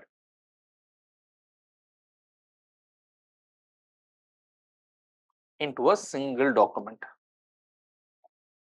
So when you say it is not codified, that is wrong. It is not codified into a single document or more than one document or 3 documents. That means in India, we say that the constitution is the fundamental law of the country, or it is a fundamental rule book. Is that the only rule book? Is that the only rule that we have got in our country, apart from constitution to govern our country? Do we have any other laws? Do we have laws or not, apart from the constitution? Do we have laws? Can you give me examples of some laws apart from the constitution? When I say constitution, means whatever is written in the document is what is the constitution, and whatever rule in the constitution is the fundamental rule, or it makes up the fundamental rule book. To govern such a big country like India, are we only governing by the constitution, or we have other laws also? Of course, they are all supplementary laws. The parent law or the mother of all the laws in our country is the constitution. But do we have other laws apart from that? Can you give me an example of other laws apart from the constitution? Very good. Indian Penal Code, CRPC, very good, which of course the name has been changed right now. So we have the Indian Penal Code, we have the Criminal Procedure Code, any of the other laws that you know, which is not the constitution. What is it? MTP Act? Medical Termination of Pregnancy, very good. Right to Information Act that I talked about. Today we have the Information and Technology Act 2000. A lot of laws are there. Prevention of Corruption Act, a lot of laws are there. But these things are not mentioned in the constitution. These are outside the constitution. That means the basic understanding you should have is that whenever say we are a written constitution, only whatever is mentioned in the document is a constitution.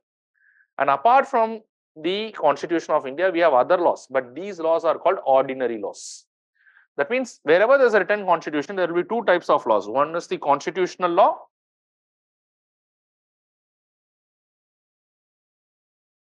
and ordinary laws.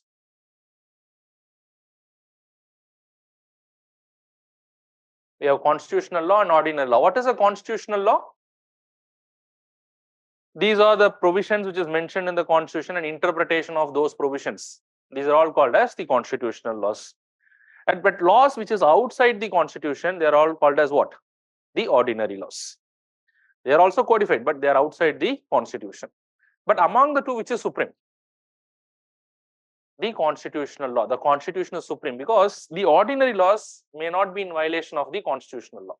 If the ordinary law is violating the constitutional law, then that will be struck down by the courts. The courts can strike it down, which we'll understand later.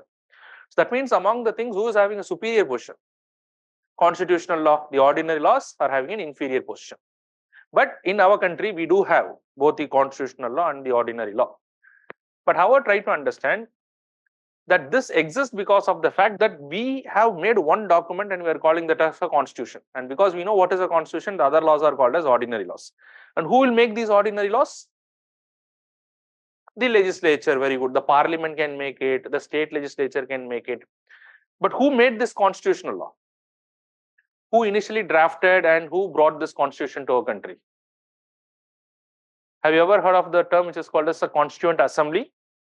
It is a constitution assembly overall. Within the constituent assembly, there was a drafting committee, but it is a constituent assembly who drafted the constitution, and then they put that to vote, and then they declared this to be the Constitution of India, and they codified that into a single document. And that constitution has given the power to the legislature to make the ordinary laws. So try to understand, in any country where there's a written constitution, there's a distinction between what? There's a distinction between as to what is a constitutional law and what is a ordinary law. Clear? But now come here. Now that's the interesting point.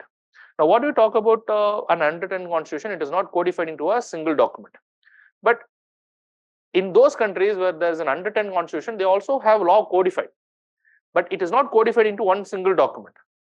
That means whatever law that their legislature make, everything will become part of their constitution.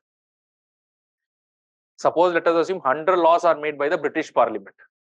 All those laws will be what? Will be part of their constitution. The judgments which is given by the judiciary, that is also part of their constitution. The conventional practices that they follow, that is also part of their constitution. So try to understand that. Suppose let us assume we said that the Constitution of India came into force on 26 January 1950. And after that, hundreds of laws has been made by our legislature. Will everything be part of the constitution? Only whatever is there in the constitution. So there's a distinction between a constitutional law and ordinary law. But here there is no distinction.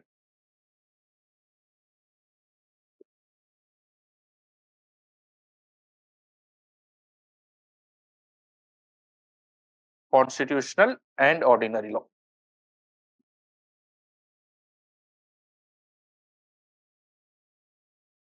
Is that clear? Why there is no distinction? Anybody who has got a doubt? Because there's no single document as constitution. Any law that is made by the legislature will automatically become part of their constitution. But in India, can that be the case?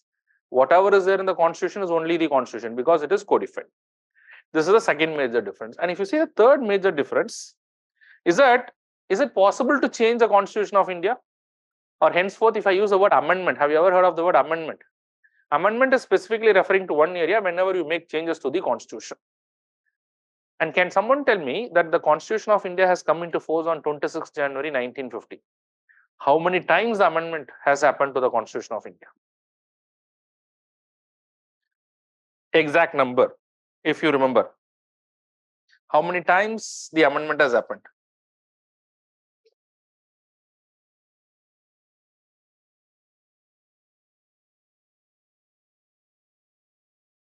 Okay, that's a beautiful question that has been asked by Abhiram. That, sir, for example, UK, there is no distinction between an ordinary law and a constitutional law. How do courts strike down the laws if they have nothing to compare to? Very good question, beautiful question, Abhiram. But right now, I'm not in a position to answer this question because most of the students may not be able to get it. But yes, when I take up the judiciary part, I'll explain definitely this particular area. Okay, but right now it is far beyond the thought of maybe the students who may not have the basic ideas. Very good question. I'll just keep this in mind and I'll answer you later. Okay, so what is the answer? How many times the constitution has been amended? 106. Any other idea? Very good. So 106 times. The latest amendment is the 106 Constitutional Amendment Act, which happened just where the 33% reservation has been given to the women. That's the last amendment. Okay, but then the question is, wherever there's a written constitution, it goes as a general principle, not only for India. Amending the constitution is not a very easy process. It's mostly rigid. I'm using the word mostly rigid, not always, mostly rigid. The written constitutions are mostly rigid in character. What does it mean when I say it is mostly rigid in character? It is not easy. The process is not easy. The procedure is not easy to amend the constitution, to make changes in the constitution. But on the contrary, when you say that unwritten constitution, it's a flexible constitution. Mostly it is flexible in nature. What does it mean by flexible? Easy to make the changes. Very good. It's easy to make the changes. These are the fundamental difference you'll have to understand. All right. So these are the fundamental changes you'll have to understand here as to what is the difference between written and an unwritten constitution. Now try to understand. An example for a written constitution you can make. Written constitution example is India is an example, USA is an example. So these are all examples of written constitution. France is an example. In fact, most of the countries, they're all examples of written constitution. On the contrary, if you take an example of unwritten constitution, UK is an example, Israel is an example. So these are all examples of unwritten constitution. So the fundamental difference between a written constitution and unwritten constitution is that in a written constitution, whatever is a constitution it is codified into a single document. Apart from that, there can be thousands of laws, but they are all ordinary laws. And then to amend the constitution, it is usually a very rigid process. It's not a very easy process. So for example, in the entire history of say 75 years after India has become independent, or I would say the constitution came into force, we were able to amend the constitution just little more than 100 times. But in UK, at least 1,000 times they would have brought a new law, which has already become part of their constitution. Because there is no distinction there as to what is a constitution and the ordinary law. Because all the law that is made by their legislature, all the judgments which is given by their courts, highest courts, all the conventional practices that they follow, they're all part of what? They're all part of their constitution. Tomorrow, if the Parliament of United Kingdom makes a new law, that will become part of their constitution. But tomorrow, let us assume that India makes a new law. Will it become part of the constitution? It is only part of an ordinary law, not part of the constitution. Okay, so that's the basic understanding. So it is very easy there to do that, but here it is little rigid. Is that clear to all of you? What is the distinction between a written and an unwritten constitution? So contrary to your understanding, most of the students, unwritten constitution is not codified anywhere is wrong. It is codified, but it is not codified into a single document. And there is no distinction between what is a constitutional law and an ordinary law. Is it clear to all of you? All right. Now come to the next thing. We'll just move on to the next. This is the important area. These are all some of the basics that you should know before we proceed further. Without these basics, we cannot enter into. This is to make sure that everybody is having a level playing field. And then gradually, it will take me 2-3 classes before I build you the basics. And then only I'll go to the preamble to the Constitution of India. And that is where we are going to study about the Constitution. But before that, you should have a basic idea. All right. So write down the next thing, that is the salient features of the Indian Constitution. We are just going to study about some of the features of the Indian Constitution. So what are the features of the Indian Constitution? So first and foremost principle that you have to understand that is India is a democracy. Now tell me what you understand by democracy, which I already discussed, but I'll just take a minute. There's some issue with the screen, students are saying. I think you'll have to wait for a moment. I think it can be a local issue, Abhishek. Maybe that the internet connection is not appropriate. Okay, can someone tell me what you understand by democracy? I want your participation. So that makes the class interesting also. Which basically that is a basic understanding you have. It is a government by the people, for the people and of the people, which gives an impression this government is elected by the people. It has to work for the people, and people have the power to change this government also. It's a government of the people. So basically we can say it is ruled by people. All right. So if I have to put in a very simple way, I'll tell that it is nothing but it is ruled by people. Okay. So, but you'll have to understand a little bit more. Okay. Let us try to understand the concept of democracy. So what is the simplest way that I can put democracy is ruled by people. But then the question arises when you say ruled by people, whether it is a direct or indirect democracy.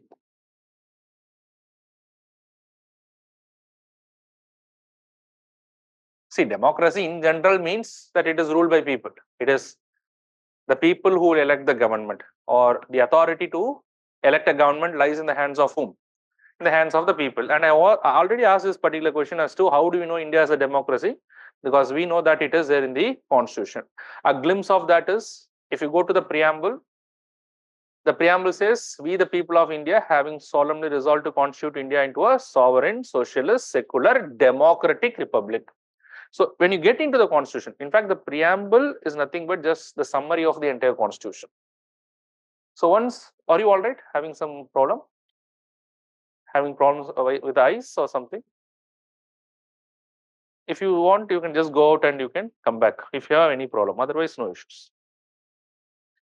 Now try to understand that that means the constitution makes India as a democratic constitution, or the government has to be established by the people. But now the question is, if you look into in general, democracies can be direct or an indirect democracy.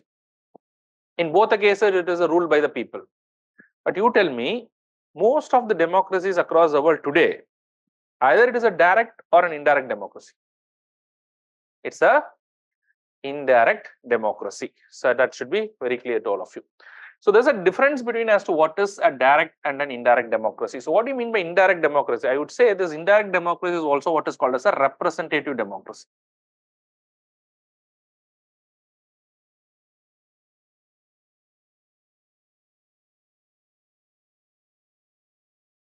It's a representative democracy. See, direct democracy means for the governance of the country, who will directly take the decision? What does it mean by direct? Direct rule by people. So ultimately, who is going to rule that country? The people will directly take the decisions. The people, say, let us assume the people will directly implement the policies. The people will directly make the laws. So as a people of this particular country, you and me get to make laws. Do we make laws directly? Do we draft the law? Do we pass the law? We don't do that. But do we elect the government? So what is a kind of democracy? So direct democracy means that people tend to do everything directly. But if you look into the modern concept, direct democracy is a very complex thing. Because India has got 140 crore people. Can the 140 crore people come together and can they make a law? It's a very difficult, it's a very complex process. So that's why there's also a system of what is called as an indirect democracy, which is also what is called as the representative democracy. That means in this form of democracy, we as a people, we keep trust upon our representatives. On behalf of us, we delegate this power to a representative whom we are going to elect. And we once elect this representative, that representative will do the job on behalf of us. That's basically what is called as an indirect democracy. So what is our role? Our role will come to an end once we elect him. And once we elect him, then who is going to act on behalf of us? Because we are delegating this power to them and we have given this power to him once we are electing him. And that's why it is very, very important that we wisely choose our representatives. So because we are an indirect democracy, once we have chosen him, then for the next 5 years, till the time the next election comes, then we cannot do anything. So as an indirect democracy, we'll have to wisely choose our representatives. And who is this representative that I'm talking about? If you practically see, if you have an idea, so who is this representative I'm talking about here? The MPs at the union level and the MLAs at the local level. To be very specific, I think anybody has voted in the Lok Sabha elections, in the first phase of Lok Sabha elections? Anybody in this class? Nobody? Is it because that you were out of your place? Or is it otherwise? You are there and you are not voted in the elections? So your phase elections has not happened. All right. So it has happened only around 102 constituencies. But probably I'll tell you that if there's any possibility of voting, please do cast your vote. Because it is the most important right that you have to exercise. And because you understand that it is a representative democracy. So once you're chosen, then of course that cannot be undone, at least for the next 5 years. Of course, after 5 years, but 5 years is a long time that something can happen to a country. So you'll have to use it very wisely. So representative democracy means you elect the representative and that representative will do everything on your behalf. To be very specific, I'm talking about at the national level. The representative that whom the people will elect is what is MP. And to be very specific, MP here means member of parliament. And to be very specific, this member of parliament to Lok Sabha. Don't worry if you're not aware of what this Lok Sabha is, all those things. We'll discuss in detail when I take up the parliament chapter. But if you see the parliament today, the parliament has got two houses. One is the Lok Sabha, another is the Rajya Sabha. And the Rajya Sabha, we don't get to vote. It's an indirect election. But in case of the Lok Sabha, it's a direct election. So we elect our representatives to the Lok Sabha. And once elected, what is the term of this member? 5 years. That is also given in the constitution. So what happens in an indirect democracy is that people will just elect the representatives. And these representatives will form the government.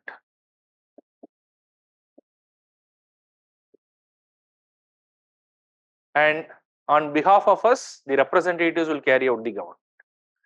So although we are a democracy, the constitution has chosen what form of democracy?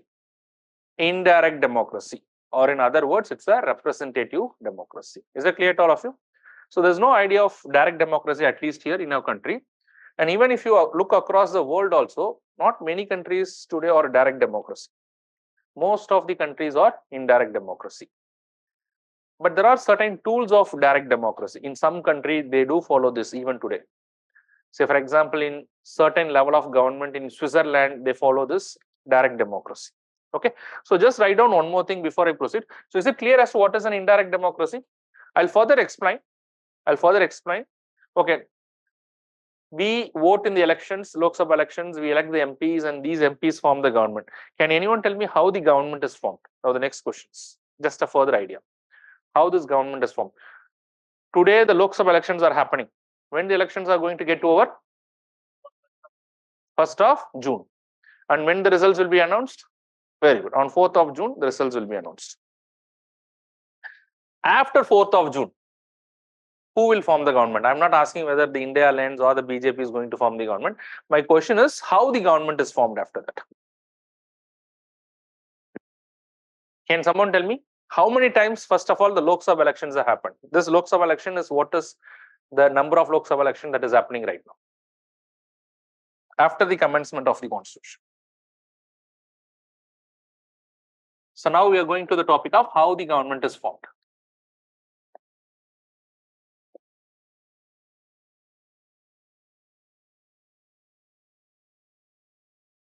When did the first elections happen after the commencement of the constitution? 1951-52. 52 is when it has completed. So starting 1951-52, if you assume that every 5 years election happens, how many times do you think the elections have happened? And one thing you will understand later as we'll proceed, not necessarily every time the government will complete a 5-year term. It can be earlier also dissolved under certain conditions. So now what is the present Lok Sabha elections? 15, 16, 17, 18th. Presently we are in the 18th Lok Sabha elections. So the 18th Lok Sabha elections are happening. Okay, so before I proceed further, the elections will continue. The first phase of election is over. It is likely to continue and completed by 1st of June. And on 4th of June, the results will be declared. The entire country, for the purpose of elections, Lok Sabha elections, it is divided into smaller territories, which is basically called as constituencies. Can anyone tell me how many constituencies are there in the Lok Sabha? Or how many members? Every constituency will be represented by one member. Anybody who can tell me your state? Which state do you come from? Maharashtra. Do you know how many constituencies are there in Maharashtra? If you know, it's okay. Otherwise, it's all right. Which state do you come from? UP. How many constituencies are in UP? Any idea? Very good. 80 constituencies. Maharashtra? 48 constituencies. If you're not aware of this, it's all right because it's not a very important thing. And as you progress in the process, you will understand that. Anybody who knows the number of constituencies in your state? How many? Very good. 10 constituencies in Haryana. Jharkhand? I doubt 81 in Jharkhand because the highest number of constituencies is for UP. Maybe you're talking about the legislative assembly elections. We are talking about the Lok Sabha. For the Lok Sabha, the highest in UP, which is 80. But anyways, you don't have to remember. But overall, do you know how many constituencies? If you calculate that for all the 28 states and the 8 union territories today, how many constituencies?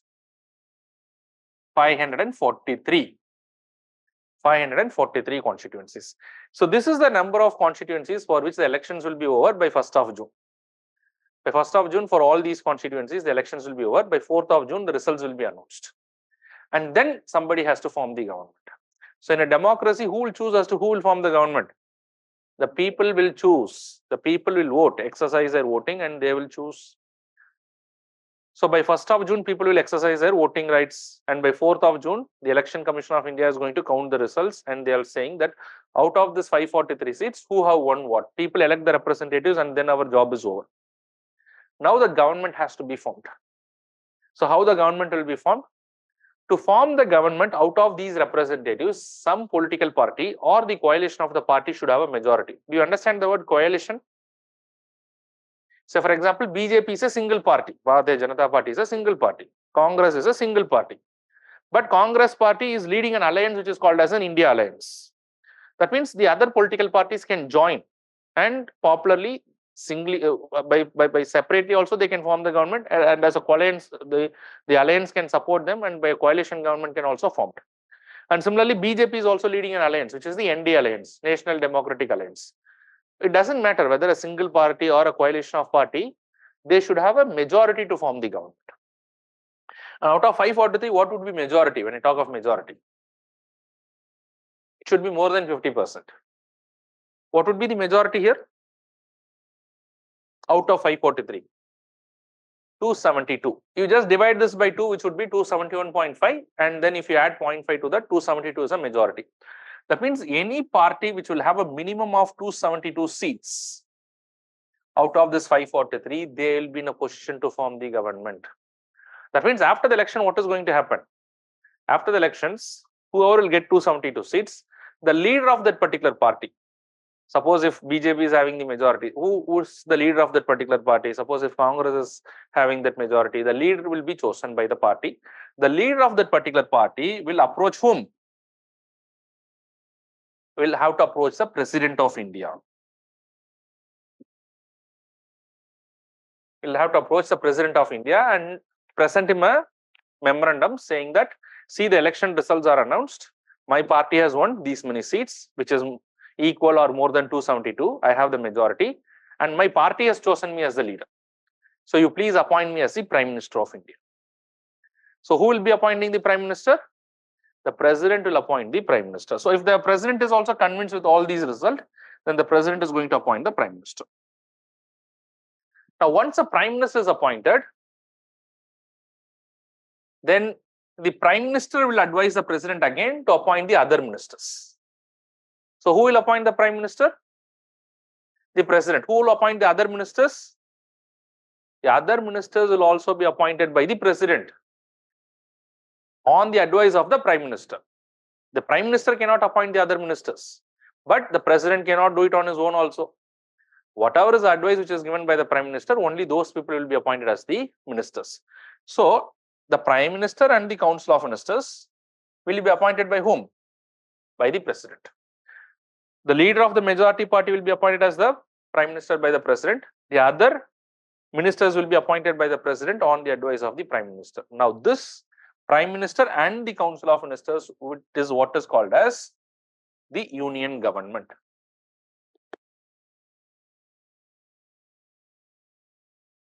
So who is electing this government? If you come from the very beginning, the people, but are they elected?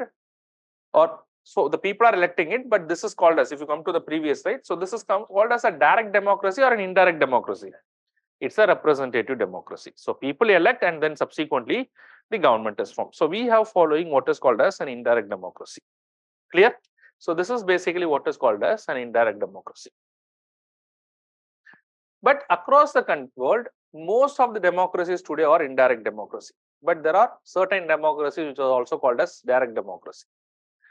So if it is called as a direct democracy, there are certain tools of direct democracy. Write down, when a democracy is called as a direct democracy, there are certain tools of direct democracy.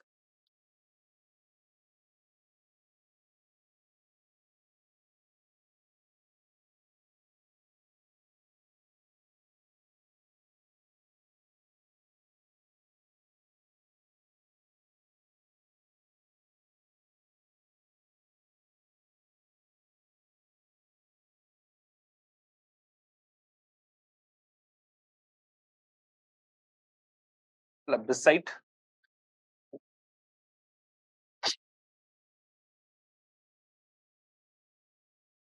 these are all some of the tools of direct democracy, but under the Indian constitution, none of these tools are there. But because India is what type of democracy? India is an indirect democracy, but you have some idea as to what this tools of direct democracy, because some of the countries across the world, they do use this particular tool. What do you mean by initiative? Okay, in India, who has the lawmaking power? these elected representatives, I would say, they form the government, and these elected representatives will also be part of where? They go to the parliament. And in India, who has the power to make the law? The parliament has the power to make the law. But in certain countries where there's a direct democracy, the people can initiate the law-making process. Can in India people initiate the law-making process? Can the people introduce a bill? They cannot initiate. So here the initiative means this is a tool in direct democracy. So please write down as to what is initiative. It is a tool in direct democracy. It is a tool in direct democracy. It is a tool in direct democracy where the people can initiate the law-making process. It's a tool in direct democracy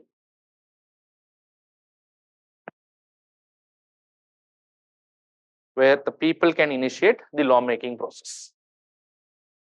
But in India, it cannot be done because India is an example of what? Indirect democracy. Come to next thing, referendum. Again, write down, it is a tool in direct democracy. Just write down a line. It's a tool in direct democracy. It's a tool in direct democracy where the major proposals, for legislation,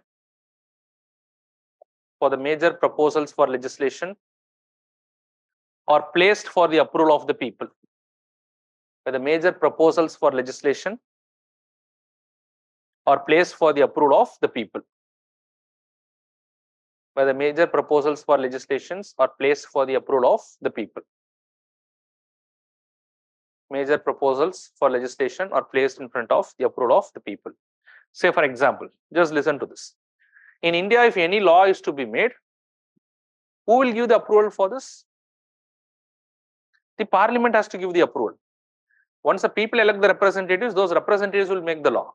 But in a direct democracy, who will approve this law? It will be placed in front of the people. The people have to vote and they have to approve this. This process is what is called as referendum. Will it happen in India? It will not happen in India. Okay. So then there is something which is called as plebiscite. Write down what is plebiscite. Now, all these tools are not there in India because India is a indirect democracy. Write down the next thing, that is plebiscite. Plebiscite. Plebiscite. It's a tool in direct democracy where major political questions, it's a tool in direct democracy where major political question like changing the constitution, major political questions like changing the constitution,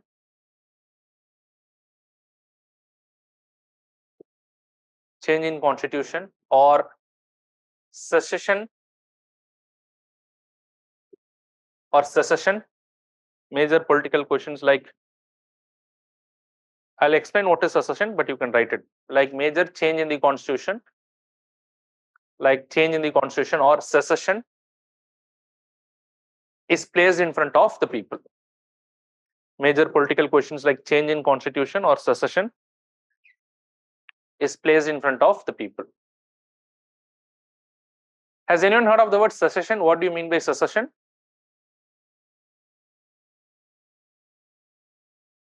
Transfer of power. So secession is more closely associated with the word.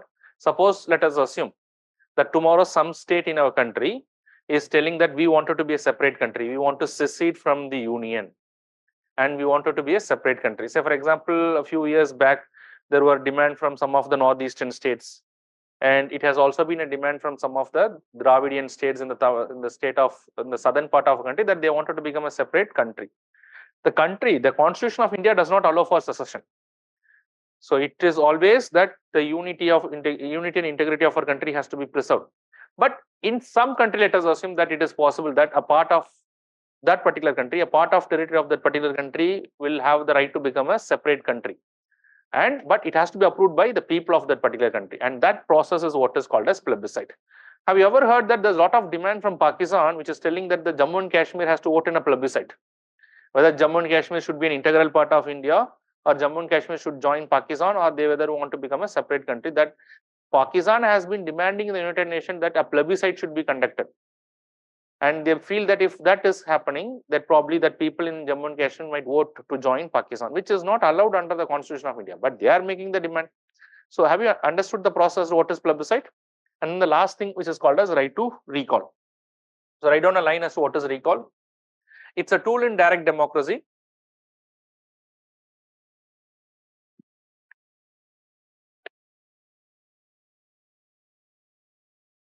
It's a tool in direct democracy. It's a tool in direct democracy where the elected representatives can be called back. Where the elected representatives can be called back before the completion of their term. Where the elected representatives can be called back before the completion of the term by the people. By the people. By the people.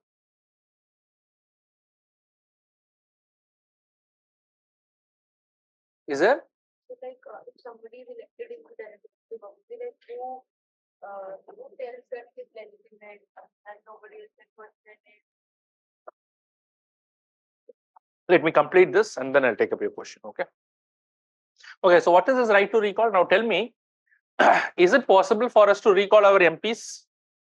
That means suppose we have elected a member of parliament, you have voted for an MP in your constituency, he is chosen as an MP and he is representing that particular constituency.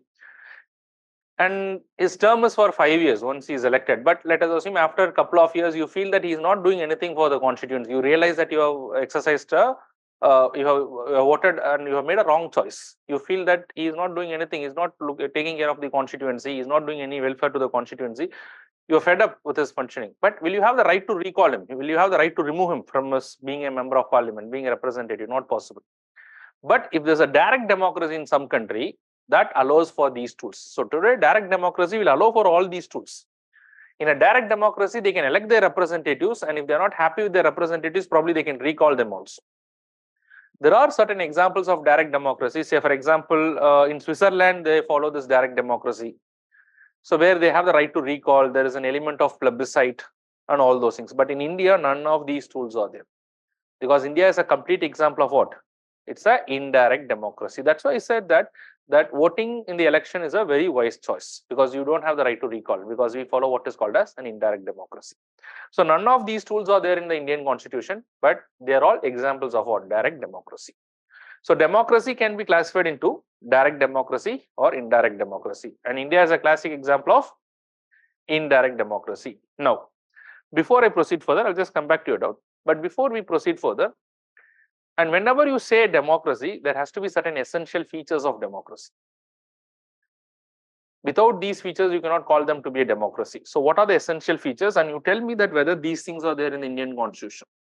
What are the features that makes a democracy? First is that there should be periodic elections.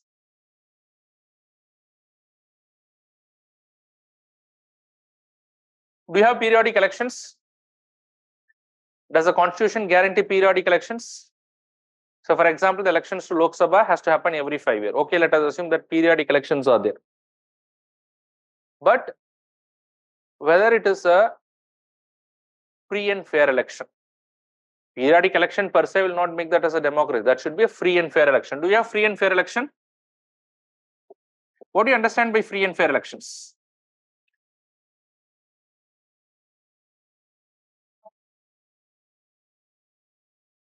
So free and fair election means the election process is completely free from any malpractice.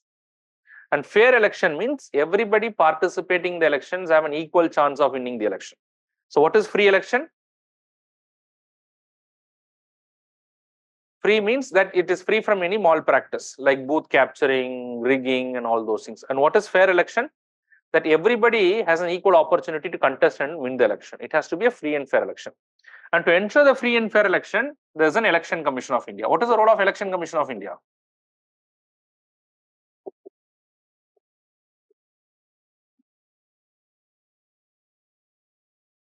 It has to ensure the free and fair election.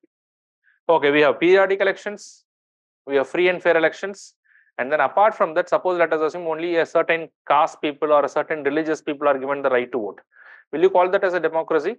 But we are conducting the elections periodically and it will be a free and fair elections. But only certain categories of people will have the right to vote. Will you call that as a democracy? Democracy means the people who are participating in the election should be as much as possible. That means one of the important feature of the democracy is also universal adult franchise or universal adult suffrage. What do you understand by universal adult suffrage? That all the adult individuals will have the right to vote. Does the Indian Constitution provides for all these things? How many of you agree that yes, the Constitution provides for all those things? Do we have periodic elections? Every 5 years elections? Do we have free and fair elections? Do we have universal adult suffrage? Every adult individual shall have the right to vote. Anybody who has attained 18 years of age will have the right to vote. So try to understand that, can we call India to be a democracy? Do you have all these provisions in the Constitution? And India is a direct or an indirect democracy? Okay, very good. So before I proceed further, the most important thing is, not all the constitutions across the world are democratic in character. There can be other types of constitution also. So for example, there can be an authoritarian form of government, there can be dictatorship. So all those things are also may have a constitution, but not necessarily what they are democratic in character. So can you give me an example of an authoritarian form of government? Very good. I would say rather North Korea is an extreme form of authoritarianism, so I'll put it as totalitarianism. North Korea is an example today which you can feel that. So what is basically the difference between, say, let us assume an authoritarian form of government or probably a democratic form of government?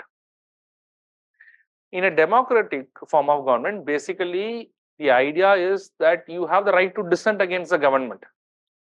You elect the government, you're not happy with the government, can you protest against the government? There is certain element of freedom, there's a certain element of right, you can express your dissent, you can protest against the government. But a totalitarian regime does not accept that. It in fact try to direct the people as to what the people have to do. A totalitarian regime can direct the people as to what they have to eat, what they have to drink, which god they have to pray. So all these things can be controlled by the government. But today these things cannot be controlled in a democratic government. So it can be a totalitarian regime, there can be dictatorship form of government. Have you ever heard of dictatorship? What is this dictatorship? So probably one strong leader, not necessarily by elections. Try to understand that. It is mostly through a military coup. So someone becomes elected, someone becomes to the authority or occupies the authority without even a democratic means, through a coup or something, and he tries to direct the government. So that's basically a dictatorship. Can you give me an example of dictatorship? I mean, some examples of dictatorship. Very good. Saddam Hussein was a dictator. Have you ever heard of Idi Amin? Idi Amin of Uganda in 1970s and 80s is considered to be one of the most popular dictator at that point of time. So all that I'm trying to say is, democratic form of government is not the only form of government. There can be dictatorship, there can be an authoritarian or a totalitarian regime, there can be monarchies also. Have you ever heard of the word monarchies? In fact, absolute monarchies still continue exist in some parts of the world. What do you mean by a monarchy? While in a dictator, somebody powerful becomes a leader without any election. But in a monarchy, it happens through a hereditary succession. There's a royal family, there's a king or a queen, and then the sons and daughters occupy the power. Absolute monarchy. Can you give an example of absolute monarchy today? Today, one of the biggest absolute monarchy is Saudi Arabia. Saudi Arabia is a monarchy, and some of the African countries do still follow monarchies. So all that you should have an understanding is, democracy is not the only form of government, but the Constitution of India provides for what? Democracy, and that's the best form of government. Okay, so because who is having the ultimate authority in a democracy? The authority lies in the hands of the people, although we exercise that through an indirect route, because we follow what is called as a representative democracy. So I guess the concepts are quite clear. And of late in the newspaper, there's one word that is majorly used, is what is called as electoral autocracy. Has anyone heard of this word, electoral autocracy, which is repeatedly used these days in the newspaper?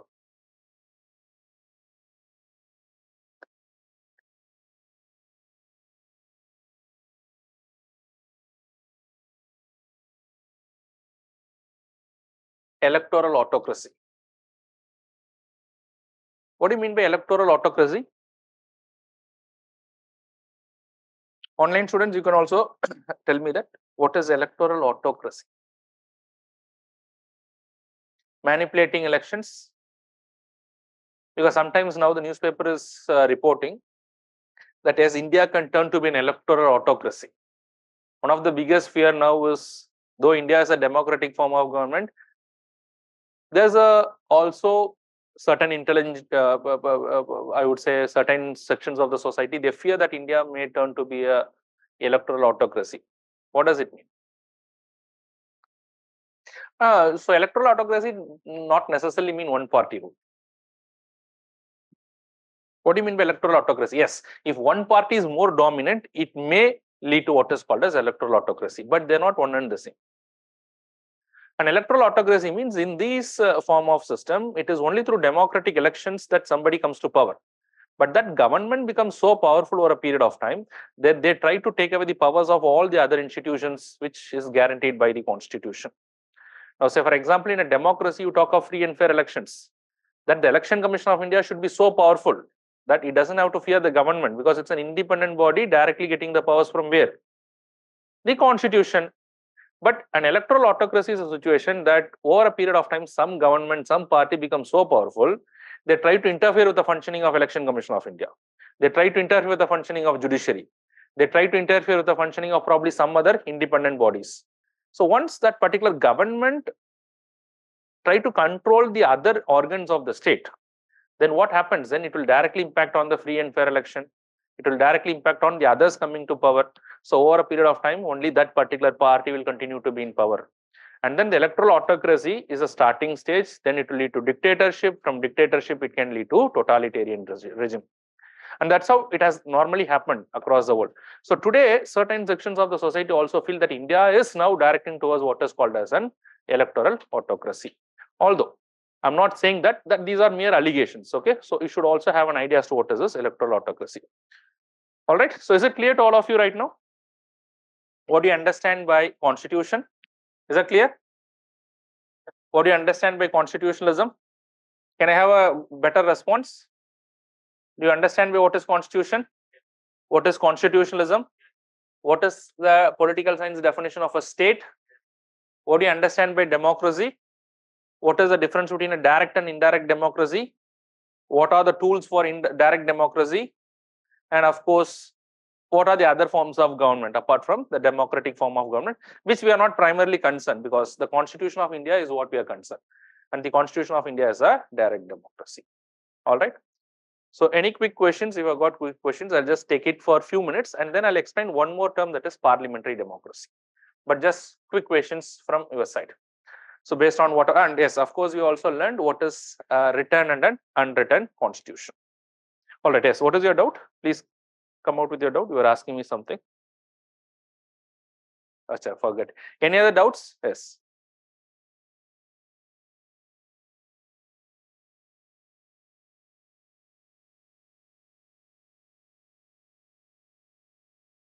We are not concerned about the panchayat today, because see, in panchayats, it's not coming directly under the constitution in the sense. This right to recall, even if it is there in some of the panchayat system, it is all based on the law made by the concerned state legislature. It can vary from state to state. As a constitution, we are directly concerned with what is there in the, with regard to the parliament, that is the Lok Sabha, and what is there in the state legislature. Panchayat is the lowest level of authority. Okay, it may be there, it may not be there. I'll have to look into that. But as of now, we do not have the right to recall, at least at the level of the Lok Sabha and at the level of state legislature. That is not there in our country.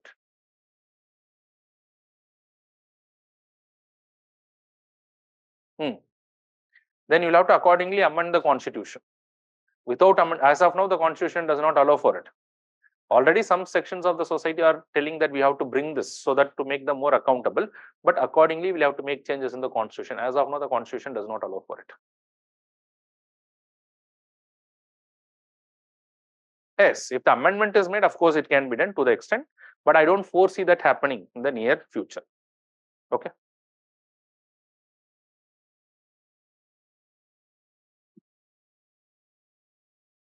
So very good. So again, I said, what happened over a period of time is, initially, if you see in the ancient time or in the medieval time, if you see how the human civilization has progressed, people are living in clans, as a very small community. Probably very few thousand people were in a particular community, which itself is seen as a very large community. So at that time in the ancient Greek and all those things, the concept of nation state was not there. People belonged to one small community and they ruled themselves.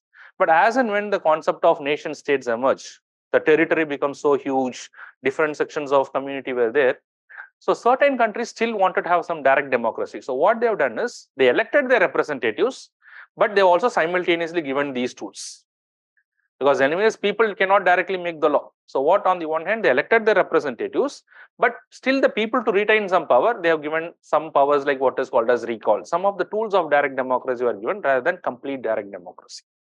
So even in direct democracy, today there are elected representatives, but still people retain the power in the form of right to recall, in the form of plebiscite and all those things. But anyways, all these things are absent completely in our country. Okay.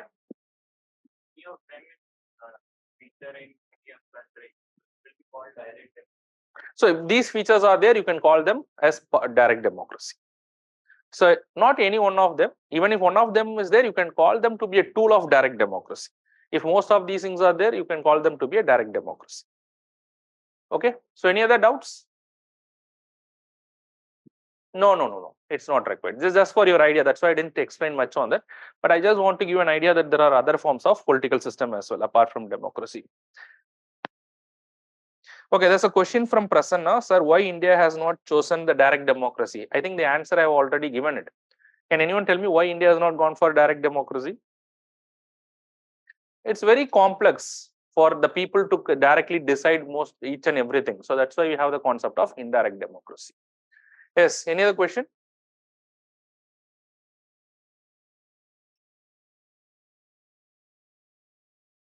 It's a limitation upon the powers of the state. When I mean the state, it includes the independent authorities, it includes the other organs of the state. But majorly, if you see the other organs, it is trying to protect the people only. Who can majorly function arbitrarily? It is the government. But it is not explicitly against the government. Constitutionalism means that the state has to function within the limitations set by the constitution.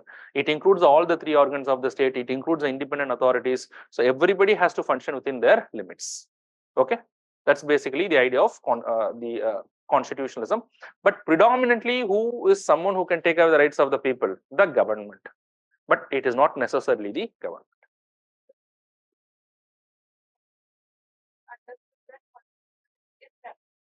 If the government is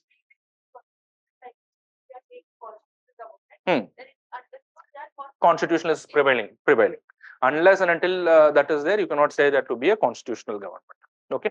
All right. So just wanted to explain just one small topic. Okay. 5 more minutes. After that, we'll wind up the class. So the second thing that I want to discuss is the parliamentary democracy. Now, I hope you understand the concept of democracy. Now, I am just moving to what is called as parliamentary democracy. What is your understanding of this parliamentary democracy?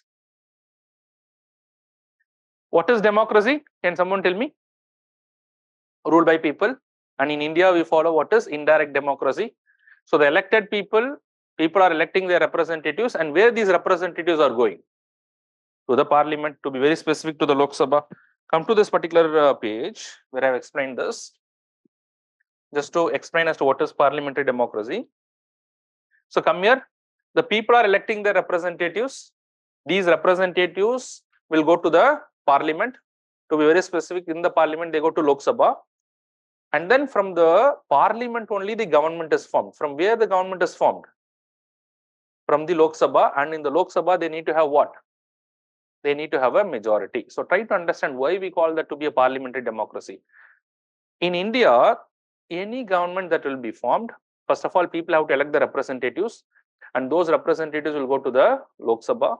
In the Lok Sabha, they need to have a majority. And what is the minimum majority that is required? 272.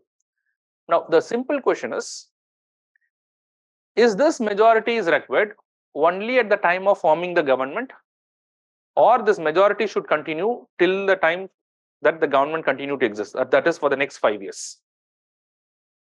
It is only at the time of forming the government, or this majority should always be there for the next 5 years? It has to be always there for the next 5 years. That means try to understand. Now, the government is formed. I told that this Prime Minister and the Council of Ministers represent the government. And this government is coming from where? This 543 members who are part of what? Who are part of the Lok Sabha. And this Lok Sabha is part of what? Parliament. Because the parliament comprises of two houses, the Lok Sabha and the Rajya Sabha. So in a parliamentary democracy, try to understand that any government that is formed, that they are continuously accountable to the parliament. To be very specific, they are continuously accountable to the Lok Sabha. When I say accountable, they continuously need to have the majority. And very specifically, where they need to have the majority? In the Lok Sabha. It is not only at the time of forming the government. For the next 5 years, they should always have a majority. If any point of time the government does not have 272 members to support the government, then this government will be dissolved by the president. The government will be dismissed by the president of India.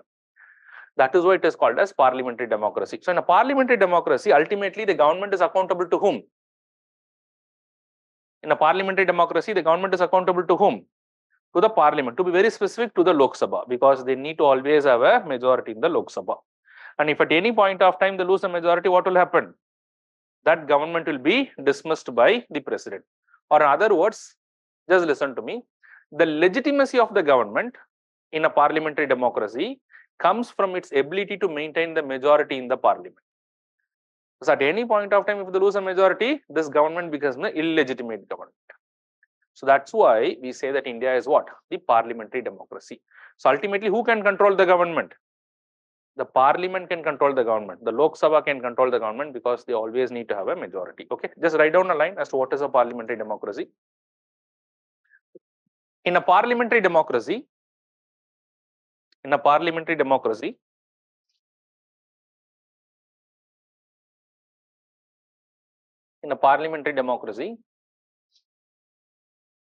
government is formed. The government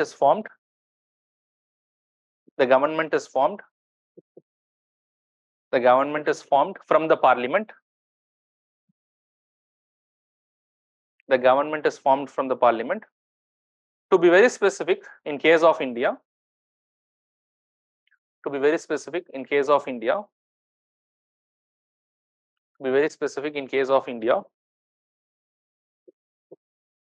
it is formed from the Lok Sabha, or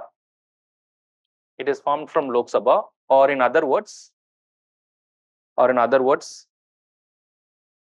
any party or a coalition of party,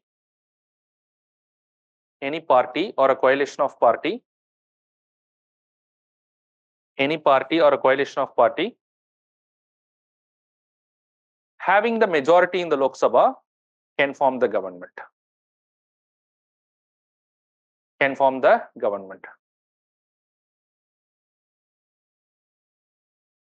However, write down, however,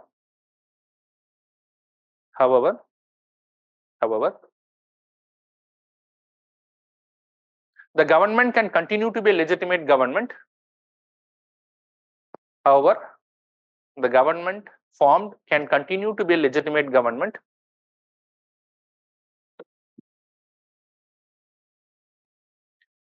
However, the government formed can continue to be a legitimate government as long as they continue to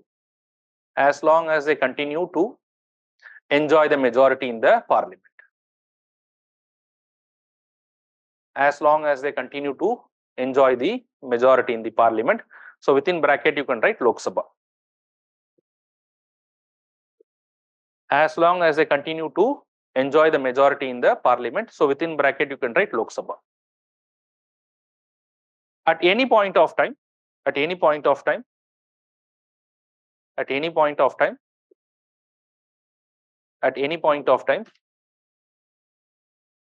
if the government loses the majority,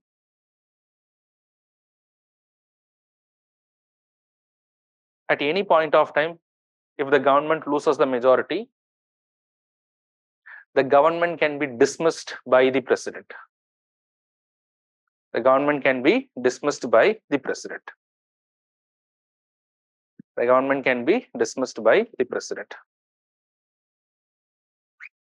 So the essence of parliamentary democracy, just write down one last line. This is the very important understanding you should have. The essence of parliamentary democracy is the accountability of the legislature to the executive. Sorry, the accountability of vice versa. Sorry. The essence of parliamentary democracy is the accountability of the executive to the legislature. The very essence of parliamentary democracy is the accountability of the executive to the legislature. Write down, I'll explain that if you're not understanding. The very essence of parliamentary democracy is the accountability of the executive to the legislature. Okay, now tell me, so what is the very essence of parliamentary democracy? I said it is the accountability of the executive to the legislature. So among this, who is the executive? The Prime Minister and the Council of Ministers. Who is the legislature? The Lok Sabha. I'm saying that the very essence of parliamentary democracy is the accountability of whom? The accountability of the executive to the legislature. How this accountability is ensured? Because they always need to have the majority. Suppose let us assume the government is coming out with some policy which the legislature feels arbitrary. The legislature can withdraw the support. If they withdraw the support and if the support goes less than 272, then what the president can do? The president can dismiss his government. So in this way, in a parliamentary democracy, what is the very essence? And in fact, why do you think the Constituent Assembly members have gone for parliamentary democracy? In this way, the legislature will always have a control over what? Always will have a control over the executive. Now you can ask me whether somebody who is elected in BJP party ticket, can they go against the Prime Minister? Will they withdraw the support? That's a secondary thing. But it has happened when the Constituent Assembly debates have happened, that the members who are part of the Constituent Assembly, they had high moral grounds that although they may be from that particular party, but after forming the government, if they function arbitrarily, they can withdraw the support. And if they withdraw the support, this government will be dismissed. So in this way, are you ensuring the continuous accountability of the executive to the legislature? And that is what is the very essence of parliamentary democracy. Is that clear to all of you? Is that clear to all of you? What is the crux of parliamentary democracy? Accountability of the executive to the legislature. And this theme is repeatedly asked in UPSC prelims examination. You can see last 10 years, at least 3-4 times this particular question has been asked. So you should have a very proper understanding that the very crux of parliamentary democracy is accountability of the executive to the legislature. So with that, we'll wind up the class for today. So I'm not taking it very further because we'll have to take some baby steps. And I will not enter into the constitution also, which we are likely to do only when we take up the preamble. But for the next 2-3 classes, the idea is I wanted to build in your basics, the foundation. And only then you will be in a position to understand the provisions in the constitution. So first of all, you should have what is that we have covered. Just give me a couple of minutes. So what is that we have covered? We have first tried to understand the syllabus as to what we are going to cover, both in terms of prelims and the mains as well. So in prelims and mains, there's one area which is overlapping. What is the area that is overlapping? Polity and the constitution, which is basically the constitution and the political system, of course. And then there are certain things which is exclusively for only the mains, which will, of course, we'll take it in the later part. That is the governance part and the social justice part. So I hope you understood what is governance. It's basically what the government does, and social justice is all the policies that the state has taken to ensure fairness in terms of distribution of resources, access to various opportunities, privileges, and all those things, which we'll deal in the later stages. And then we went on to understand the idea of constitution. So I hope you understood the concept of constitution and what is the need for a constitution. And then having a constitution per se will not lead to what is called as constitutionalism. I hope you understand that, because there are certain countries which do have a constitution, but there's no constitutionalism. There are certain countries which does not have a written constitution, which is not codified into a single document, but they do have constitutionalism. But it is not necessary that wherever there's a constitution, there is a constitutionalism. Otherwise, only a constitutional government, if it is there, or the other organs of the state functions as per the provisions of the constitution, then you can say there is constitutionalism.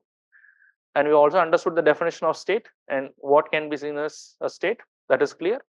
And then we moved on to understand the concept of distinction between a written and an unwritten constitution. Just before we wind up the class, I want one volunteer to explain me what you have understood by the term constitutional law and an ordinary law. What is the difference between these two things? Quickly. Any one volunteer? What is the distinction when I use the word constitutional law and a constitutional and ordinary law?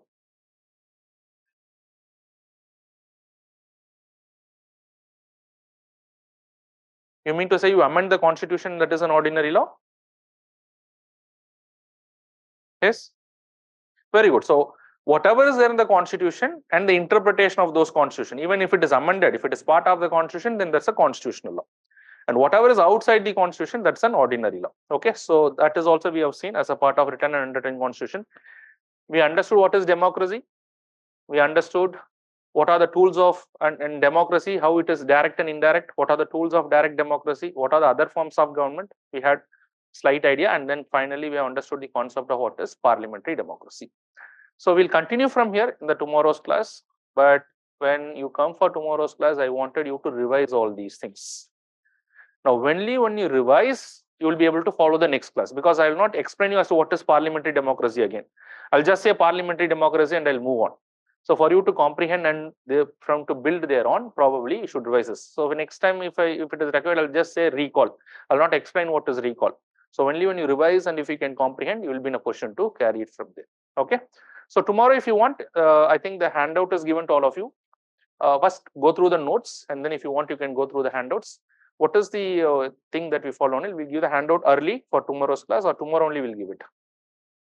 Tomorrow it will be given. Okay. So you, whatever it is given to you, you can just revise it and come, whatever you observe. And then for the first 5 minutes, I'll give you time. If you have any questions, you can ask me. Okay. So with that, we'll wind up the class for today. We'll again continue with the basics. This will go on 2-3 classes, and then we'll start the polity. Okay. Is that clear to all of you? Okay. Will you revise all these things before coming tomorrow? Okay. So thank you very much, and we'll continue the class tomorrow. Okay. All the best. Thank you. You can leave. Any questions, you can ask me. Okay. If you have any questions, you can ask me.